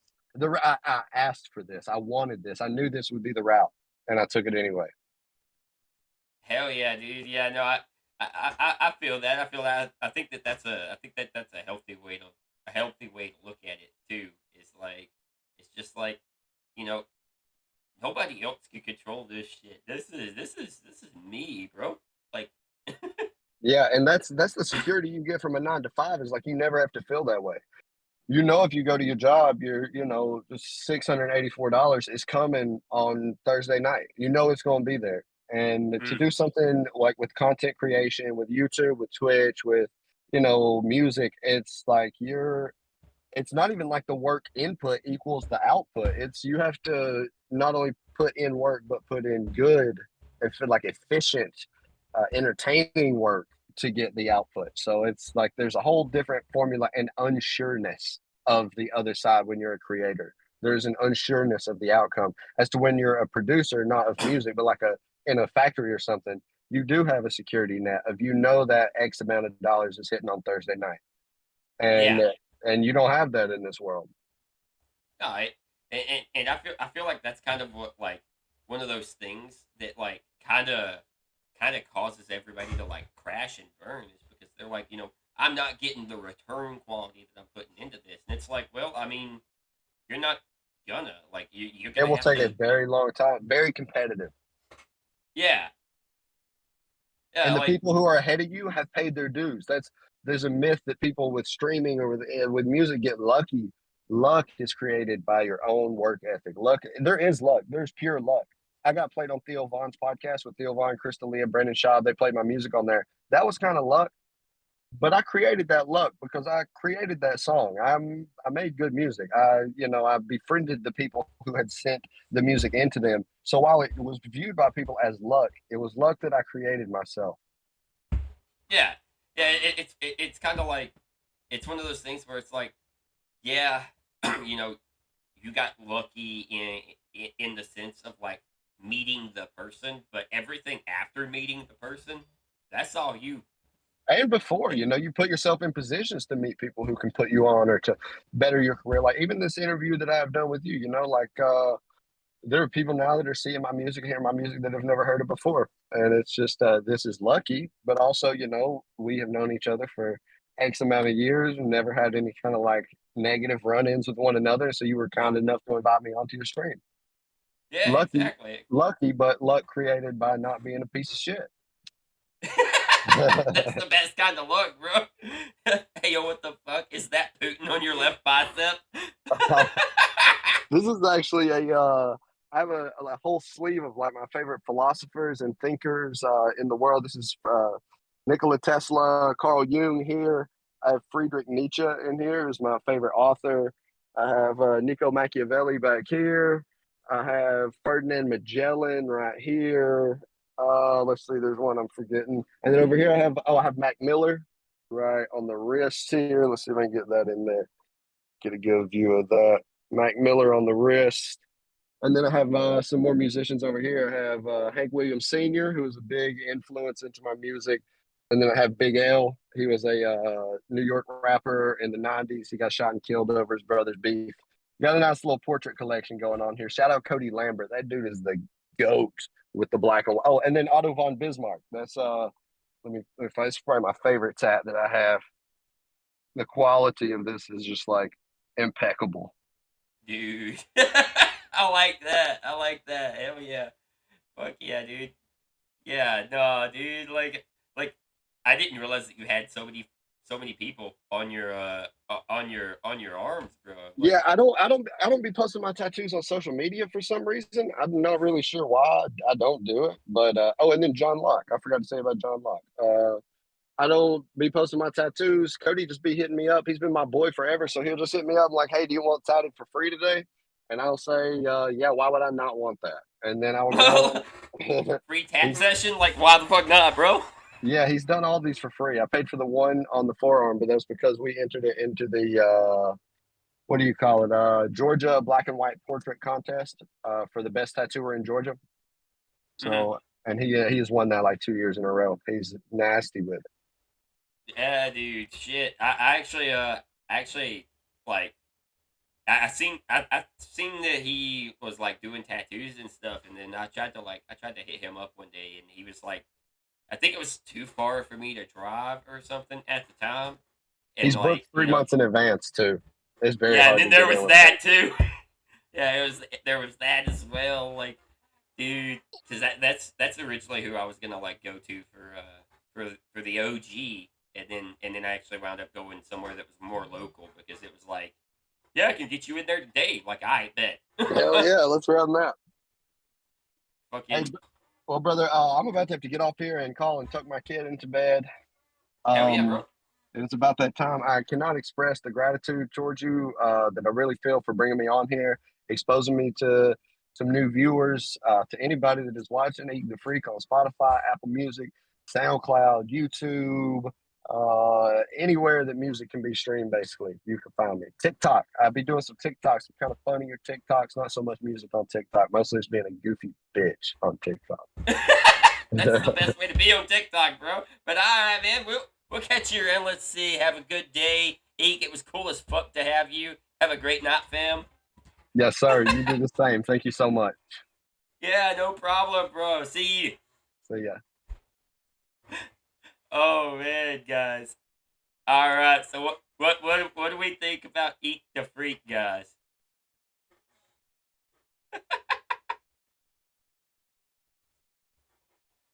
Go over here to this, and I am going to turn this off. He's so cool. Yeah, yeah. We we go surprisingly way back. That's kind of the only like I feel like that's kind of like how he was talking about the whole luck thing. Like yeah, that's kind of how this shit happened. It's because like I knew him before he was a rapper. And now I've exposed you guys to his music, and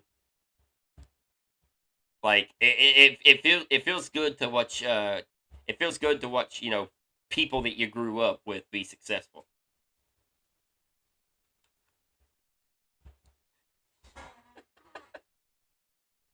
Oh man. um Here's my question though.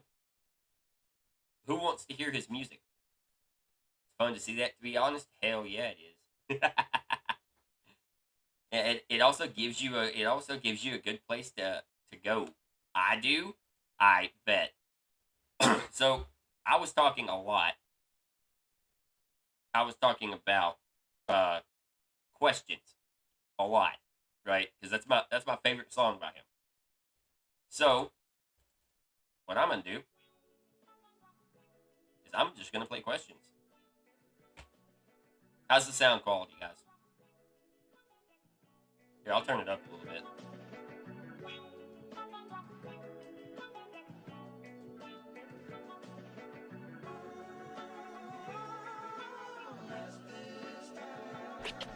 How long till I blow up and everybody show love? How long until I'm laughing at my critics like told ya? How long till I grow up? Stop drinking till I throw up? How long until the devil come to collect on what I sold him? What actually happens when you drown genius in acid? What would my baby mama say if I make $1 million off this rapping? What would the friends I made in the Navy say if they heard CS2 snapping? What would the man inside the mirror say if he ever caught me lacking? Why does pride hide the real and make the fakes look realer? Why the most beautiful girl I know won't post a pic with no filter? Why do legends die young? R.I.P. Juice and Mac Miller. Why ain't I text Kara back before she took the hit that killed her? Would I still see my daughter if I was who I knew I should be? Would a mom have even left if I was half the man I said I would be? Would my name be EakDaFreak if I crave love like I do pussy? Would Tyler Lee have took his life if I ain't used to be such a bully? Everything in life's a question, but some questions don't have answers. The world's a stage and an open book. We're just actors living life out by the chapter. Not a question, don't bother trying to find the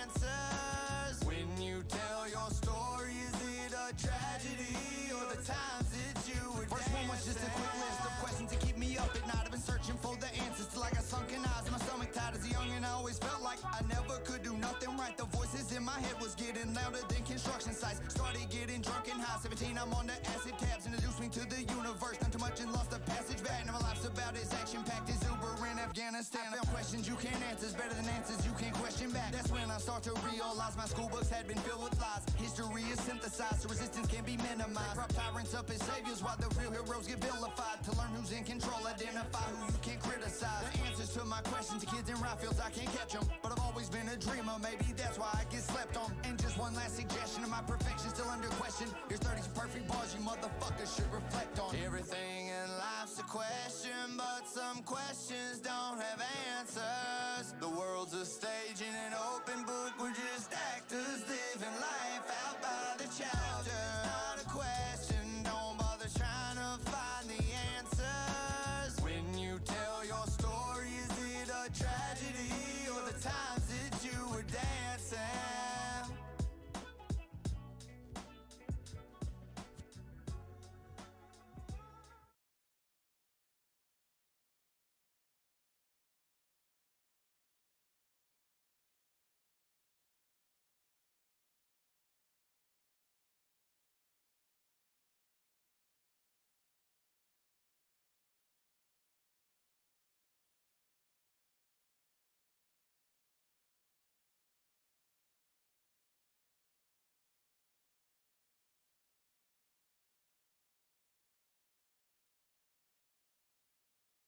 All right, guys, what do we think? What do we think? What do we think? Sorry about that.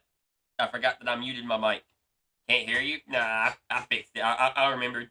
And big brain sometimes. So yeah, that's actually the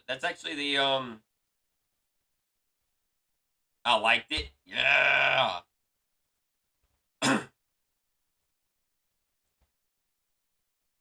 Yeah, literally like that. That was kind of the very first song that I ever heard by him, and he like broke down the lyrics and stuff, and a lot of those lyrics hit. Of course they hit close to fucking home because that was basically my home.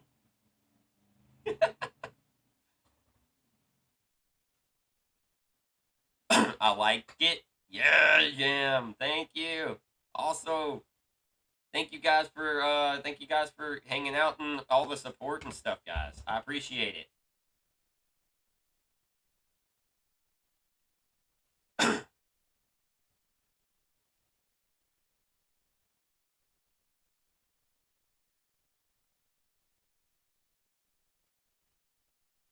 It was a cool stream concept, fam. Go interview more people.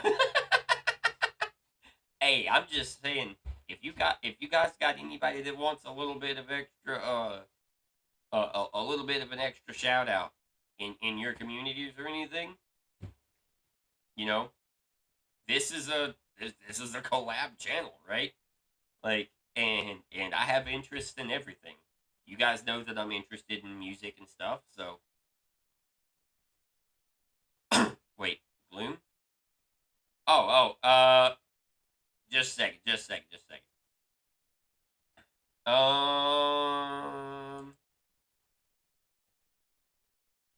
Actually, I have to figure out which one of my yeah. If you guys have any quote unquote local talent in your area, Umino debuts in 20 minutes and she is cool. Oh, guys, do we want to stall for 20 minutes and go raid somebody?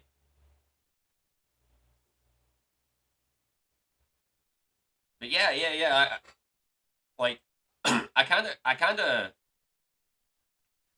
of like was, I was sitting on the idea because like I said at the beginning of the stream, like I was terrified of getting doxxed, right? But like at this point, like you guys now know where the fuck I grew up, right? Like you guys know. And if you type that shit in Google, you can find out exactly where I grew up. I don't live there anymore. I don't know why that's such a big fucking secret, right? This was neat. He's a very interesting individual who has a lot of intriguing views on music and lyrical. Yeah, yes, exactly. Like, especially God. If you guys, if he ever does like a live stream and you guys are there, literally mention history, and that man will go the fuck off. He will talk to you for fucking hours about history. Like he's a very history and philosophy oriented person, which kind of wrecks my mind as to like the fact that he's a rapper, because like that's not what rappers are into, which makes it cool. It makes it different.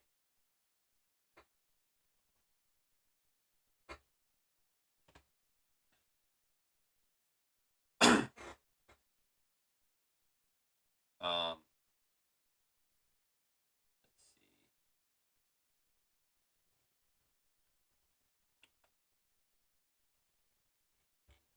But and then the other song. Wait, what? Oh, that's Stream Elements. I was like, that is a big message. The other song that he was talking about that's probably his favorite is actually this one right here. You wouldn't get it.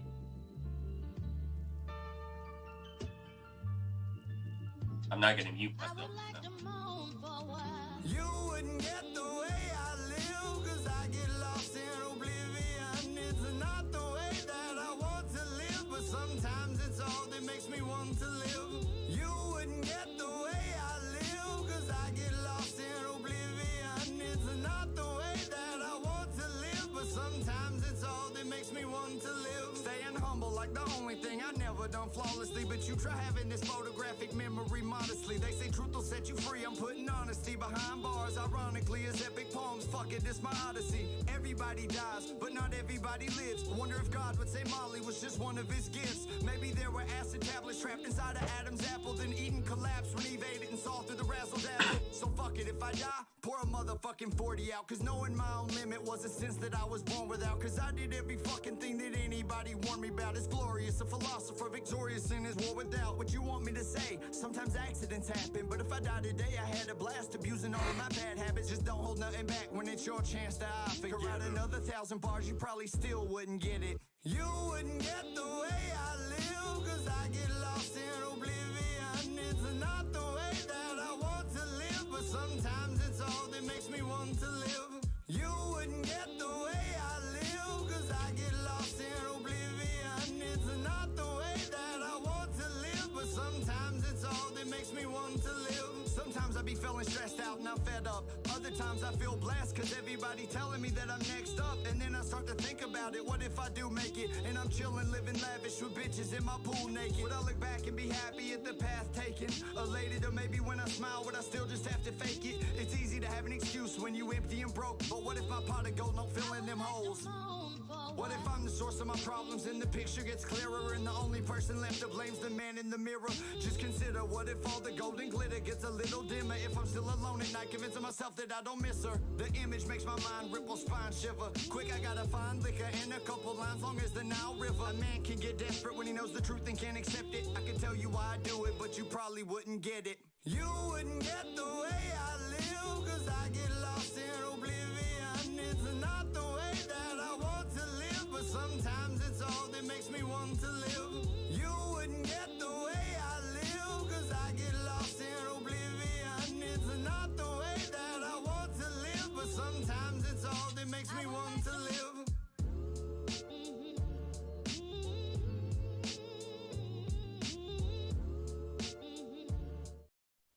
All right, and there's that one.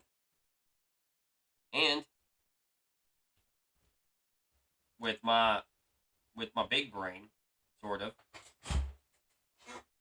Now I've only played 2 songs. I've only played 2 songs on this entire almost 2-hour freaking stream. So whenever I end stream and I see, maybe my stream didn't get muted, means that we can also listen to like more of his songs and stuff on stream if people want, or if people are interested in that. Change up the I'll definitely look forward to checking out more. Heck yeah.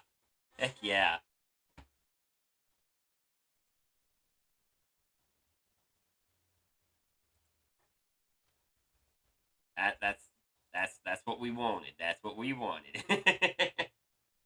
Now we were actually just kind of shooting the shit off stream, And it was kind of interesting because, like, really, I think that was the best, like, formatted interview that I've had, right, on this entire on this channel. And that's not a knock. I don't know what the fuck I'm doing with interviews. um, but it was interesting because, like, the way that he exists, right, kind of bounces off of me, and I don't know if that's because, like, you know, we kind of grew up together or anything. I don't know what the I don't know what the connection to that was, but, like, we talked about a whole lot of shit in not a whole lot of time, right? And it kind of, like, it kind of made things flow in a way that I didn't expect because, like I was kind of expecting to just kind of run out of ideas, right? I was kind of just expecting to run out of fucking ideas, and then, start just rapidly reading chat, and at some point being like, "What's your favorite food, bro?" But, like, for once, like, I was so, like the conversation was going in such a way that I actually, like, damn fat. Um, but for once, I actually got behind on chat, which kind of blew my mind. I was like, wait, the fuck is happening? I literally can't keep up with chat because, like, I can't stop talking.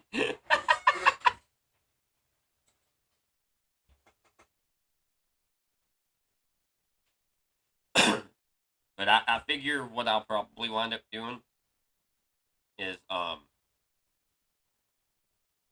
going to basically put this in, like,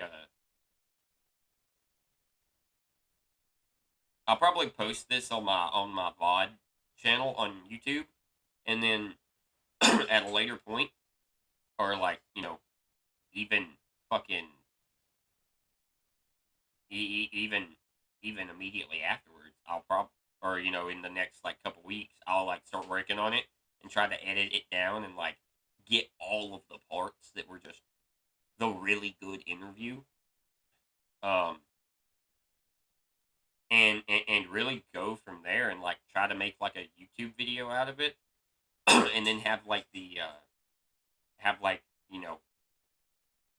Twitch streamer interviews this person, and then post it on YouTube so that it's, like, viewable for them as well. Maybe help raise the whoever I'm interviewing, help them gain some extra reach, because, like EakDaFreak, he he doesn't know this side of the internet. He's never really explored it. At least to my knowledge.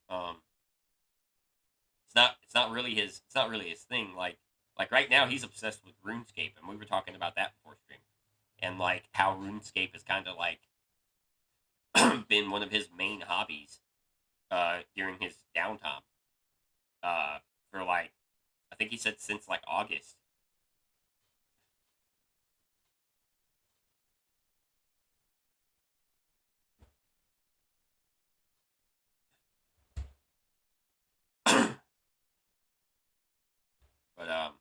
But yeah, like I feel like, exposing talent like his, that go harass restaurant owners till you can get one to agree to an interview. What do you mean harass restaurant owners? I could literally probably, like, go to one of the ones locally. I could probably go, like, in my local area and do that. I don't know if I would want to do it locally though, just because that's, like like like interviewing Eek. That was basically interviewing my past. like like anything that he knew, like the all the stuff that he was talking about. That's where I grew up. So it doesn't really hit the same as like where I live now. And I think coming to that realization that like coming to that realization that like it is that way. Um, and and and, and I feel like coming to that realization um was it really an important crossroads, because otherwise, I would have never done that interview, and you guys would have never known who Eek was. I would have never had, you know, you guys would have never seen the cool ass mullet that he's been growing. That he's been growing for so damn long. Oh man, I think he started growing that literally like right after he got out of the Navy. This interview was cool. Yes. I'm glad you think so. I like his mustache. Oh man. Don't forget though to be on the lookout. He did say this year he's really getting into his YouTube arc. So this year he's gonna start doing a podcast over there, basically on like in the area that we grew up in. It's I think he said a barber, a beautician. No, beautician. In the area over there, and he's going to be doing a podcast, so that'll be cool to check out. The Dad Stash. I love it. Yes, exactly. Literally, like, and I think the part for me though was like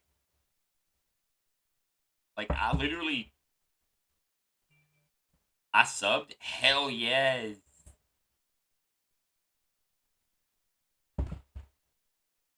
Thank you, Foodie. Yeah, I feel like even leading up to this, like, cause I set this up last week, right? And I told some of you guys that I set this up last week. Man,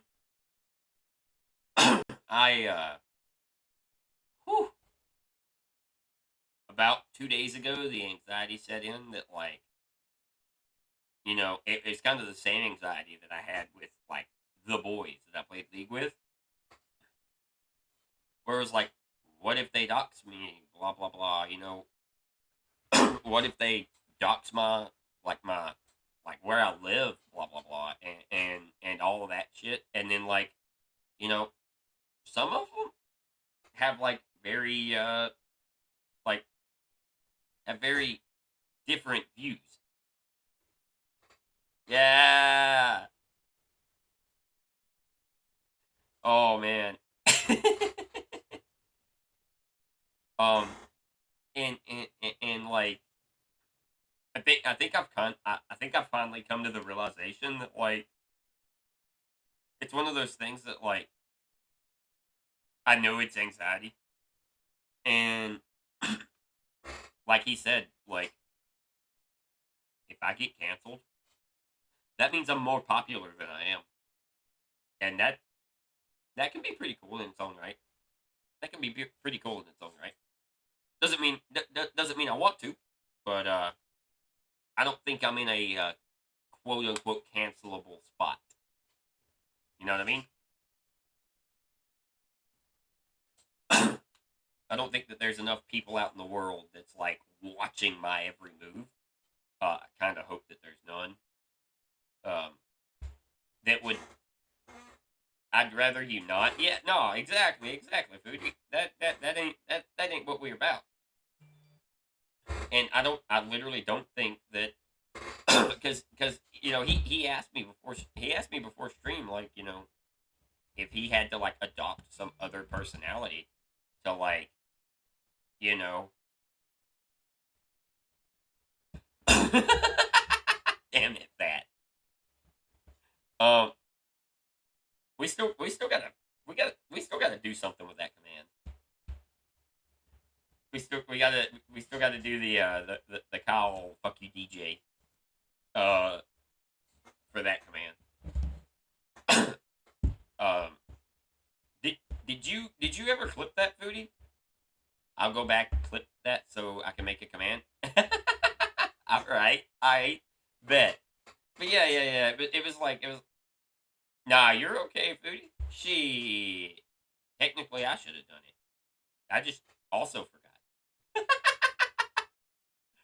But yeah, it was one of those things that now part of the way through the stream, right? I catch it out of the corner of my eye because I have my Twitch stats pulled up. I catch it out of the corner of my eye that somebody clipped something, and there is a part of me where my anxiety is like, what the fuck got clipped? Blah, blah, blah. And then there's the other part of me that's like, does it really matter? Does it actually matter what got clipped? Because this wasn't one of those, we tuned this shit up so good, pro streamer. Yes. We did a lot of work last night, especially with neither of us having a whole lot of sleep, guys. Me Fat walked me through a whole lot of things, and then I'm pretty sure after that we both fell asleep. We died so damn fast, it was funny. Ma'am? Why are you throwing things at me, girl? What did I do? Oh, man. I was gonna... Bruh.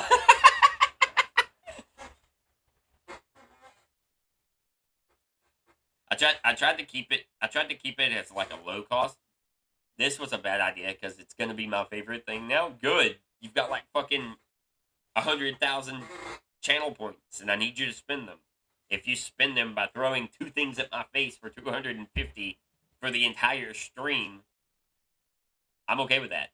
I wanted to throw things at you for a long time. Oh, I know. Yeah, I tried to make a bonk redeem where it would throw more things at me, but it would throw nothing but hammers. Yeah, exactly. 99.9k, and that's after you've been redeeming, fucking throwing shit at me all stream. Yeah. It's I tried to do that, and then the hammer that I found would not work. It would not transfer over. So that was that kind of made me look sad. Jam, is your friend live right now? Are they good? Stream question mark? What's up, Uni?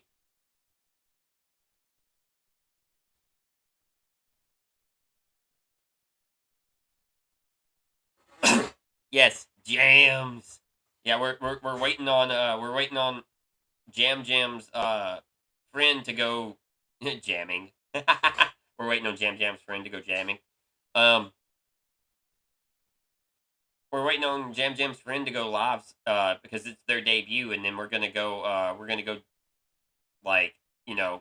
pull up at their debut and be like, hello, accept our love.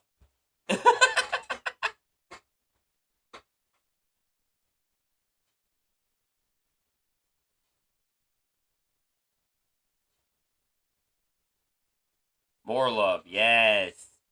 Oh. Wait, Jam, is this the person that you posted in the Discord that day? That I showed up on? Is it that person? Because if so, that's gonna be interesting.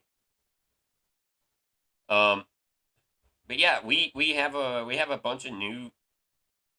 Okay. Oh, DJ back. Wait, I left. Wait, what? I need to make you a gun emote so I can point it at people. Yes. but hear me out, Foodie. make it a TASM emote, right?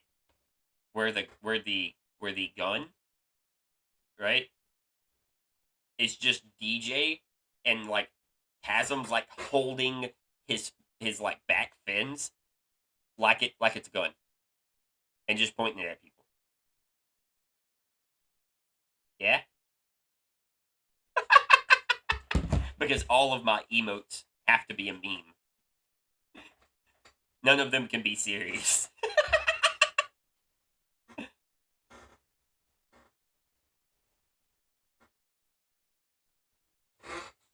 Oh, man.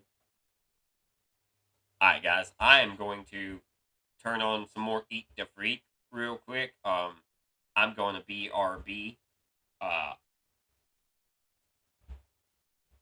Boom. Boom.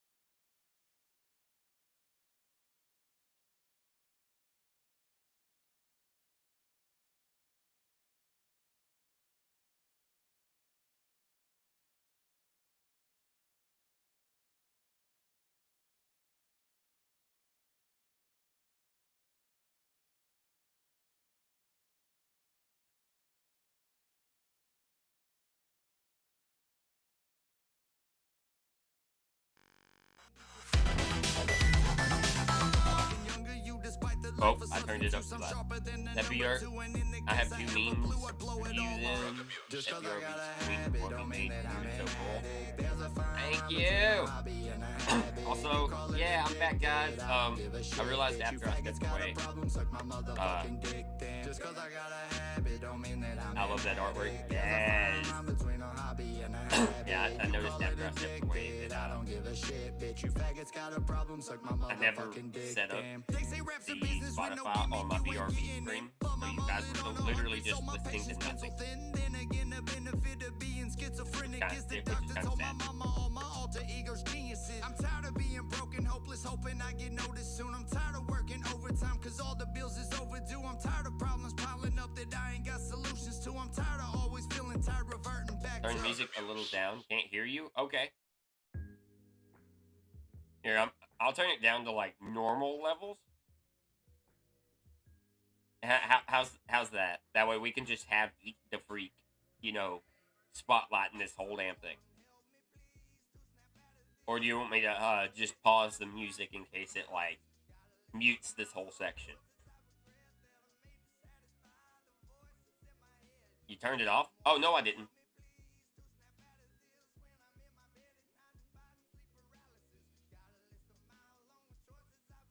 I can turn it up though. Something like that. Does that work for you guys?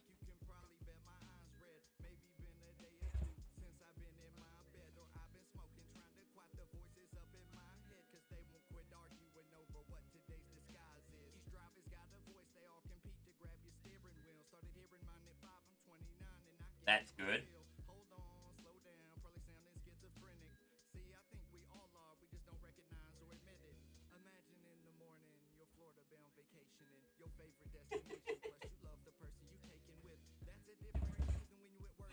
Man.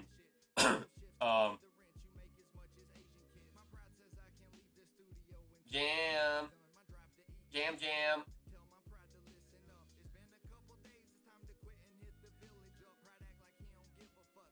That's good. All right. Heck yeah. Yeah, I need to see if there's any more like quote unquote local talent that like wants a little extra spotlight. I know that we mentioned Cody on stream. Cody Cody's a really good artist. If you guys ever want if you guys are like ever in the area and want really good stuff, I have one with Tasm sticking the middle finger at people and pretending to be a gun. So 2 memes. Oh. Oh man.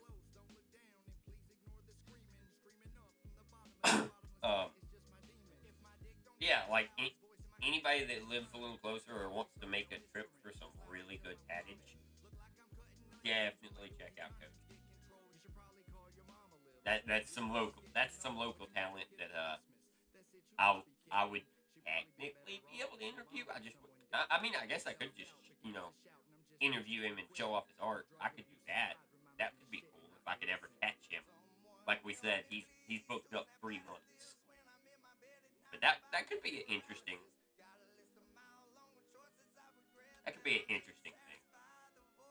I just don't want to make any promises on that one.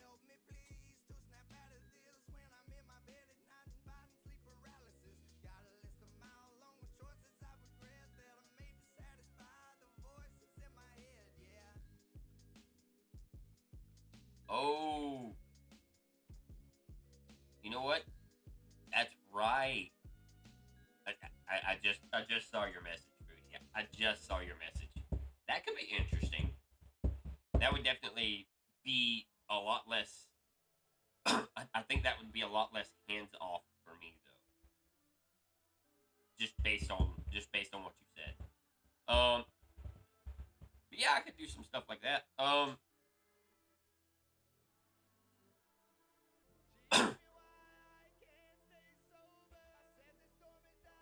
Oh god. It's EakDaFreak and Matt Mills.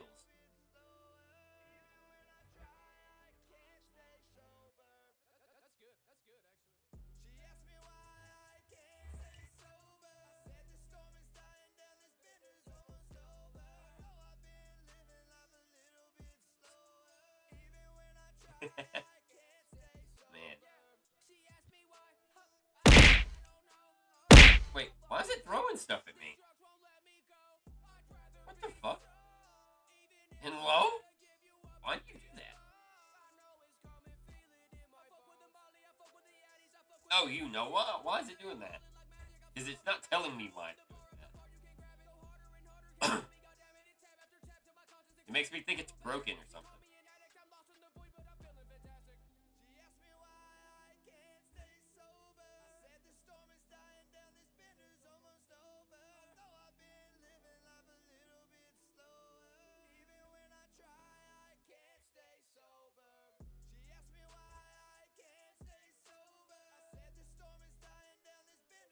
When I accept the redeems instead of deny them, it redoes it. Oh my god, really? Bruh, so you can literally you as a chat could literally like stack them up, and then the mods can literally trickle them throughout the stream without any. I like it. Don't fix it. I don't think I can fix it. If I can, I don't have the brain for it.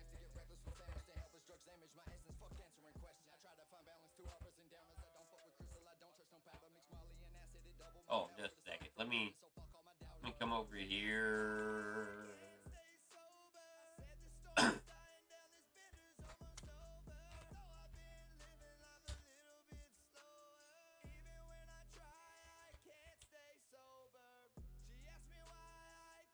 I have reached out to Jam.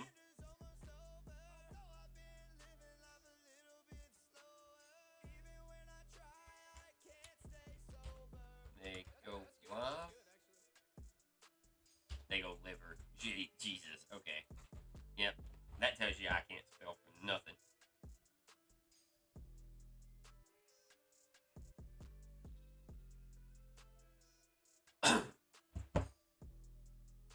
Oh man.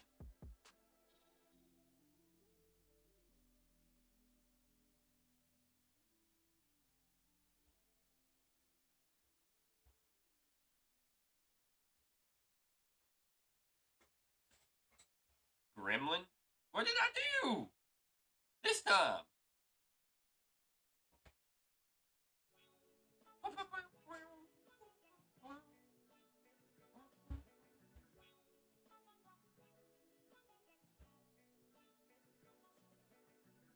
Um. So for next week, that's something we can talk about since I won't be live tomorrow or Sunday. Uh, I don't know if I'll be live on Monday. I haven't decided yet.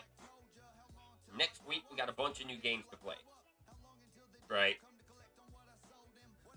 I was looking at one with I was looking at one with from earlier today that I ran up on. Called Blanc. I might look into it a little bit more. Just you are a gremlin with a gremlin chat. I am not a gremlin. That is everyone else. Shh. Oh, okay. Foodie's not a gremlin. Got it. Foodie's not a gremlin. I'll have to remember that. I'm not gonna. I think at this point in my eyes, you're a gremlin. But I'll try.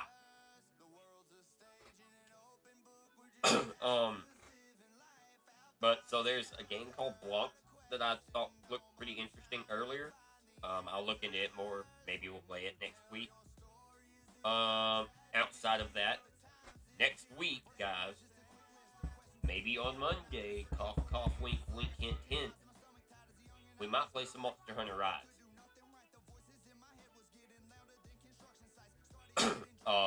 Might play some Monster Hunter Rise. Yeah, cough, cough. Oh, yeah. You know, I might need Fat to teach me the ropes. You know what I mean?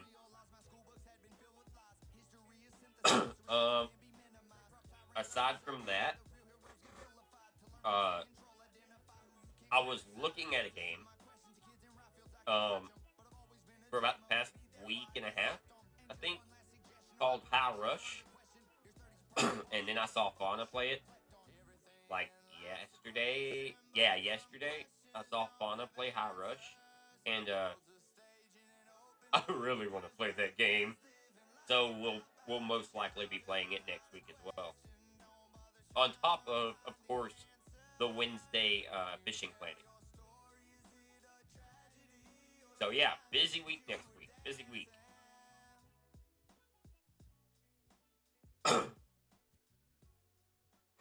And then of course,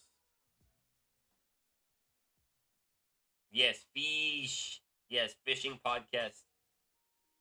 I think that's just gonna have to be like a Wednesday thing. Like it just yes, exactly. I'm trying to get to it's going to be a fun week of streaming. Yes. Yes, it's gonna be a fucking like very jam-packed week of streaming games that I don't fucking understand. Golf with friends. I mean, I'm still down for that. I'm still down. Like, like golf with friends is fun, especially freezing people's golf balls. That shit's fun. Oh, okay. Hold on, EakDaFreak.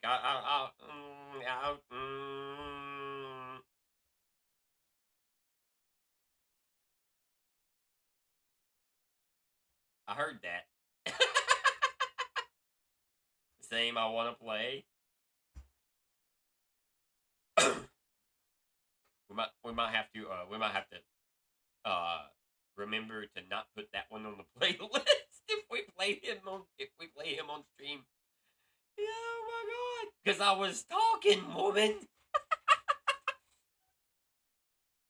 there wasn't 7 things. It played it twice, bro. Why didn't you tell me?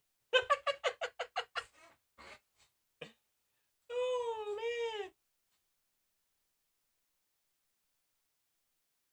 man.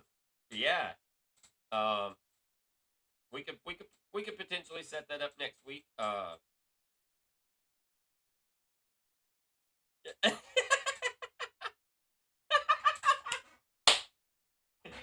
damn it. I'm I'm I'm literally fat.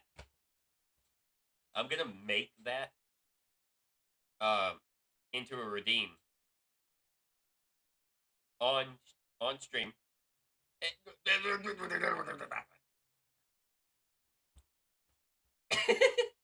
I'm gonna make that into a redeem on stream that does it, and then it's like its chat alias is literally just gonna be exclamation point fuck you DJ. Man, my body is ready. Why do I feel like you guys are you guys would be out of channel points in like 2 weeks?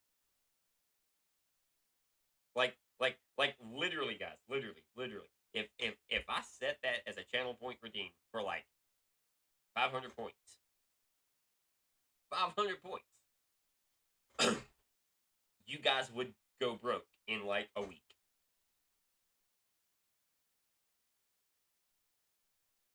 I wouldn't set it that high, but I mean, cough cough. I totally would set it at like a 1,000. Yeah, yeah. That way, Foodie can only do it 100 times. I'ma still save. I'm determined for what? What the fuck are you determined for? Guys, what is she so damn determined for? I don't understand. All the points in chat. But what are you gonna use them for? Oh my god, that's not far behind you either. Wait, what? The fuck? Hello? That was weird. My, boom!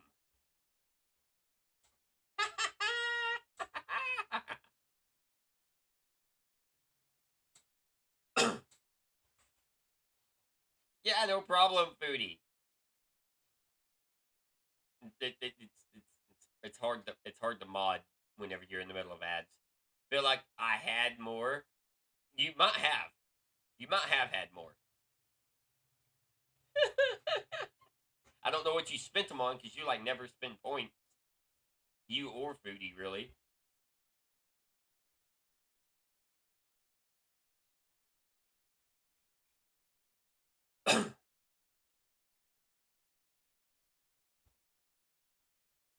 Man.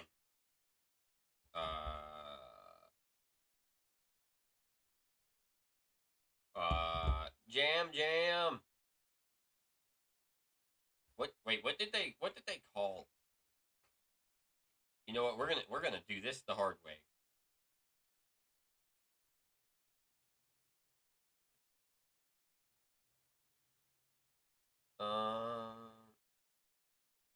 Umano. Copy. See new messages. All right, cool. All right, guys, I'm going on a rabbit hunt.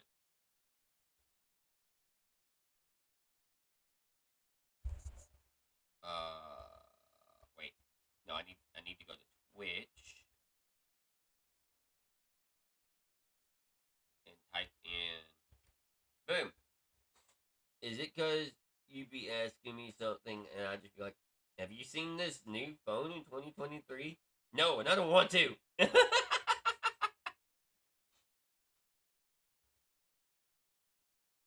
No, don't play me.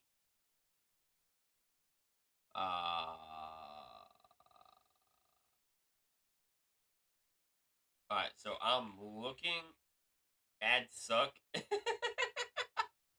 I'm sorry. We use that revenue to improve the quality of the stream.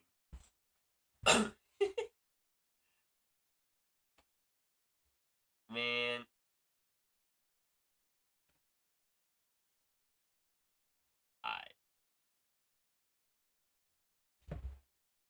it seems like maybe Jam's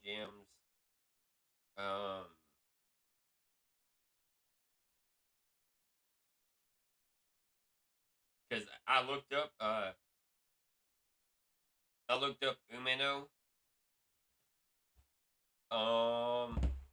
I looked them up and I found two uh I found two Umenos. um and they are both very large accounts. Sudden urge to throw things. Hey, Foodie.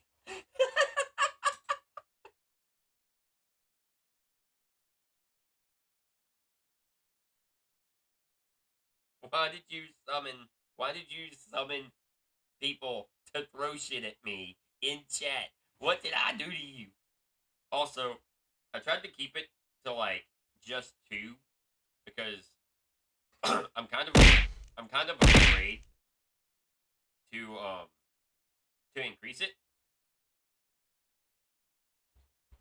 Because I'm afraid it'll kill my stream, and I don't know where the limit would be.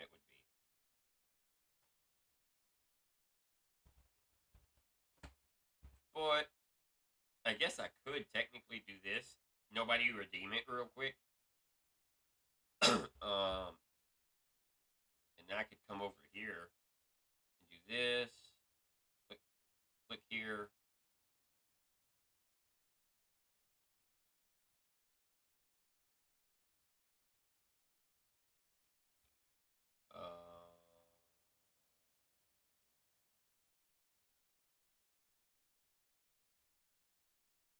Wait.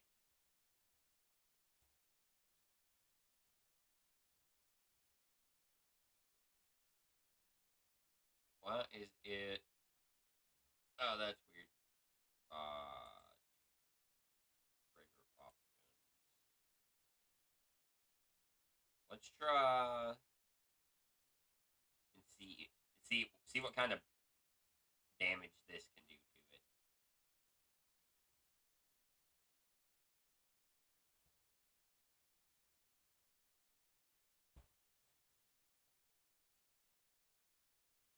Here's two more. It'll stop your model from moving for a tiny bit. Oh, no. I know that it does that. So I know that it does that. The thing that I'm trying to figure out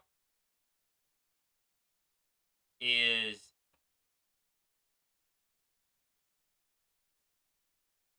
if it will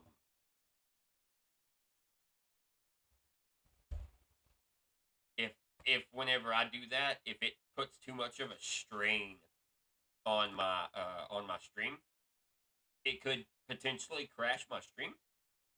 But that is why we have moments like this. So if I come down here, 250 toss. Also, I don't know why it's only throwing apples. It's set up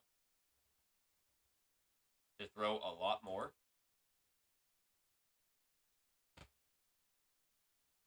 Like I literally did all of this, and for some reason it only gives me the option to reset.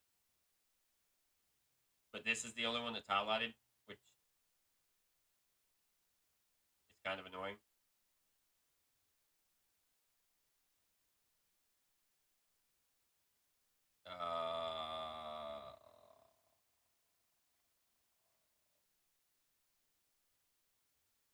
Wonder if I hit reset, what happens?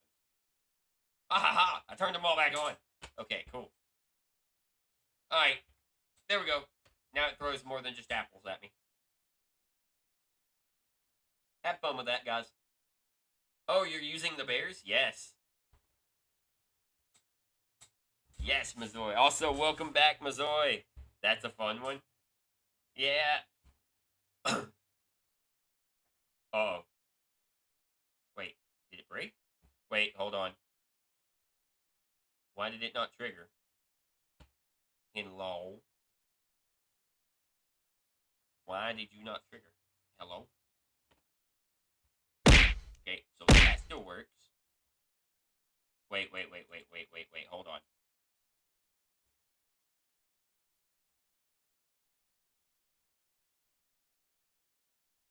Trigger options. Oh, hold on.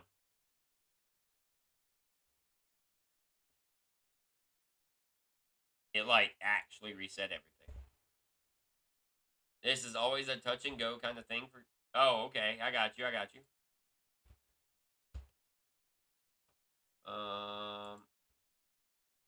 So now... I don't know nothing about this software. That's okay. We learning together.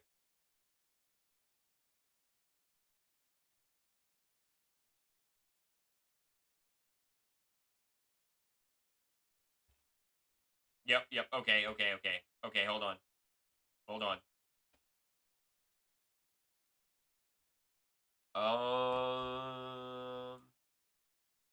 Yeah, because it has to actually be called the same damn thing. So now, get this set back up right. Blech.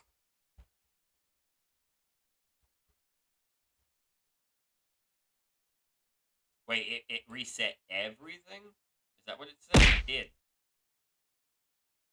Yeah, there we go. Alright, cool. Now, here's your, boom.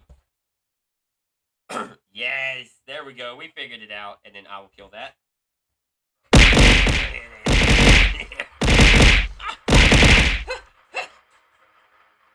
So many bears.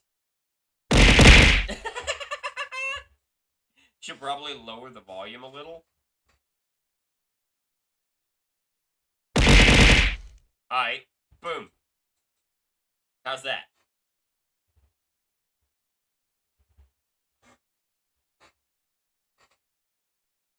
Oh man. that took a minute to set up. Here, I'll lower it down a little bit more. How high do you go? Okay, yeah, now we're in the yellow. Oh, I've used so many points already.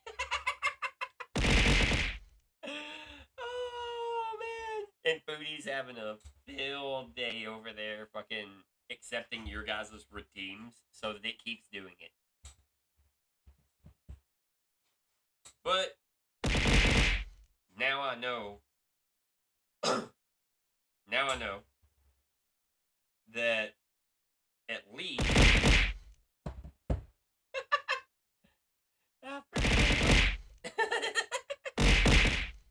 finally something to spin my jelly on. It's worthy. Oh god. Oh god. I'm just glad that my computer, like my streaming setup, can handle fucking having 10 things thrown at my face. Because boy was it sort of a pain to set up. Accept all and throw all. Oh man, I'm glad you're having fun.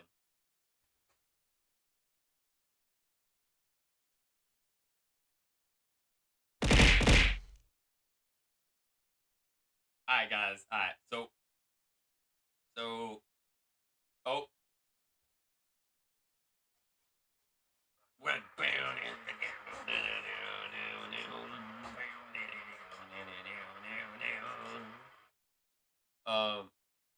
so I have not heard back from Jam Jam.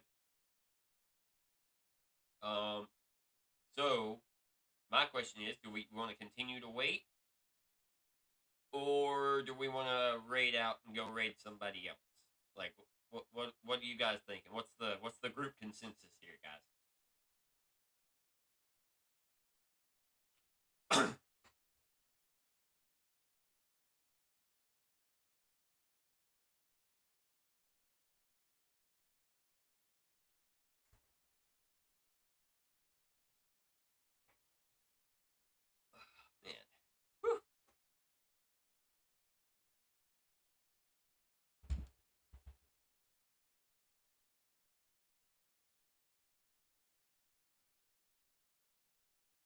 I was gonna go watch Grizzy after this.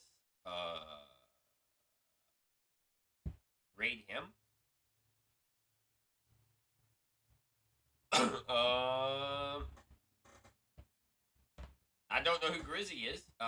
You guys want to learn a new streamer?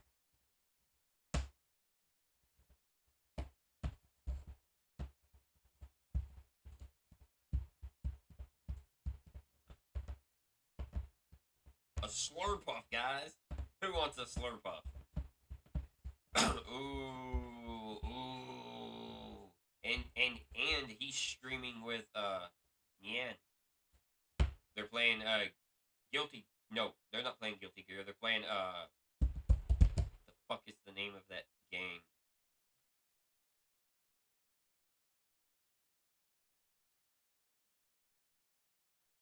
I don't remember what the name of the game is. It's the one with the chainsaw assault rifles. And the really big bulky dudes. That's the game that they're playing. Or at least that's what they were playing for the past couple of days.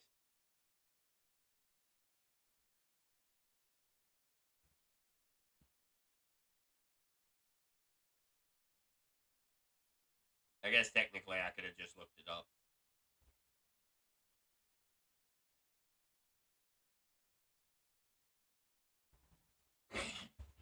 Gears of War. I was right. Damn. I second guessed myself. Yeah, we can raid him also.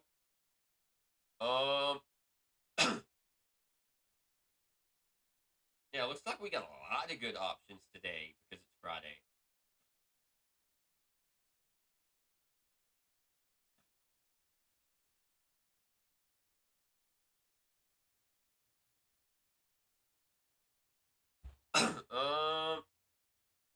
So who is this? Who's this other person? Who's this other person that you recommended? Grizz. Like just Grizz.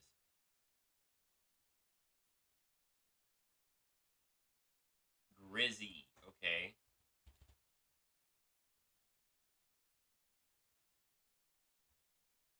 Wait, are they a VTuber or a Flesh streamer?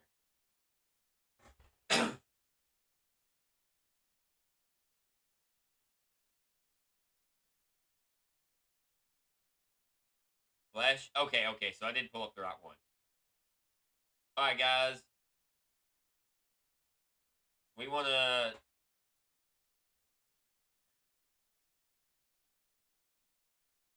Do we want to raid a Flesh streamer, or do we want to raid a VTuber? That is the question now. Ow. That hurt.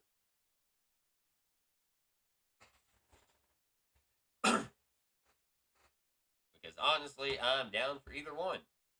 One of the people that I was going to, I prefer the VTuber personally. In that case, I like seeing different designs. I got you. I got you. Then allow me to...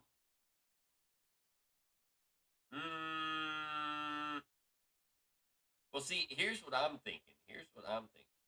We could raid the Lord Appletree, right? Boy, we can also how do you guys like D&D? Like how much do you guys like D&D?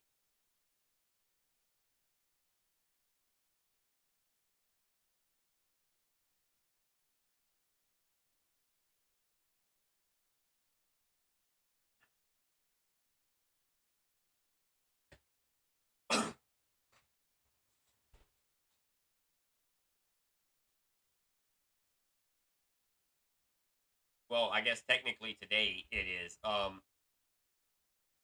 guess technically today it is about horror stuff. I do not know much, but I like it. All right.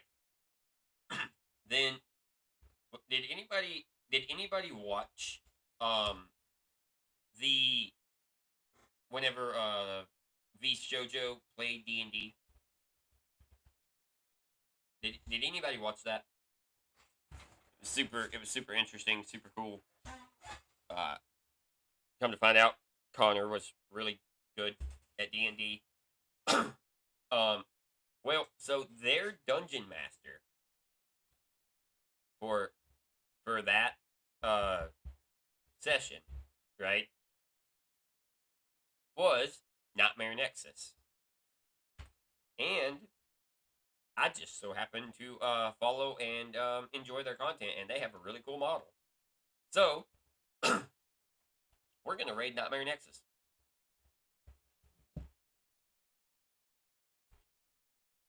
Let me come over here to my Twitch on my phone since the sound works better over here.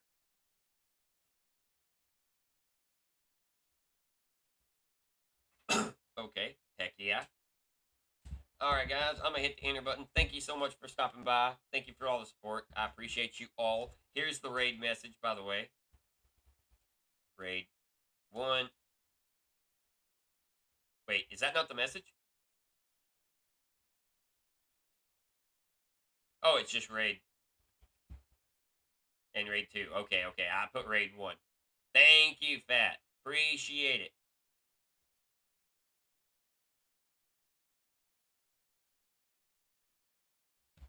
Wait, where's the original raid message? Oh, there it goes. That's weird. I don't know why Foodie had to send that, but sure. Yeah. All right, guys. Thank you so much for stopping by. Thank you for support. I appreciate you guys sticking around and listening to me interview EakDaFreak. Hopefully, hopefully we'll have more streams like that. That was super fun. Oh my god. Bro, Foodie, no. Not like this. Yeah. I love you all. I appreciate you all. You guys will be hearing from me throughout the weekend, of course. And then potentially I'll see you guys on Monday. Bye-bye. Bye-bye.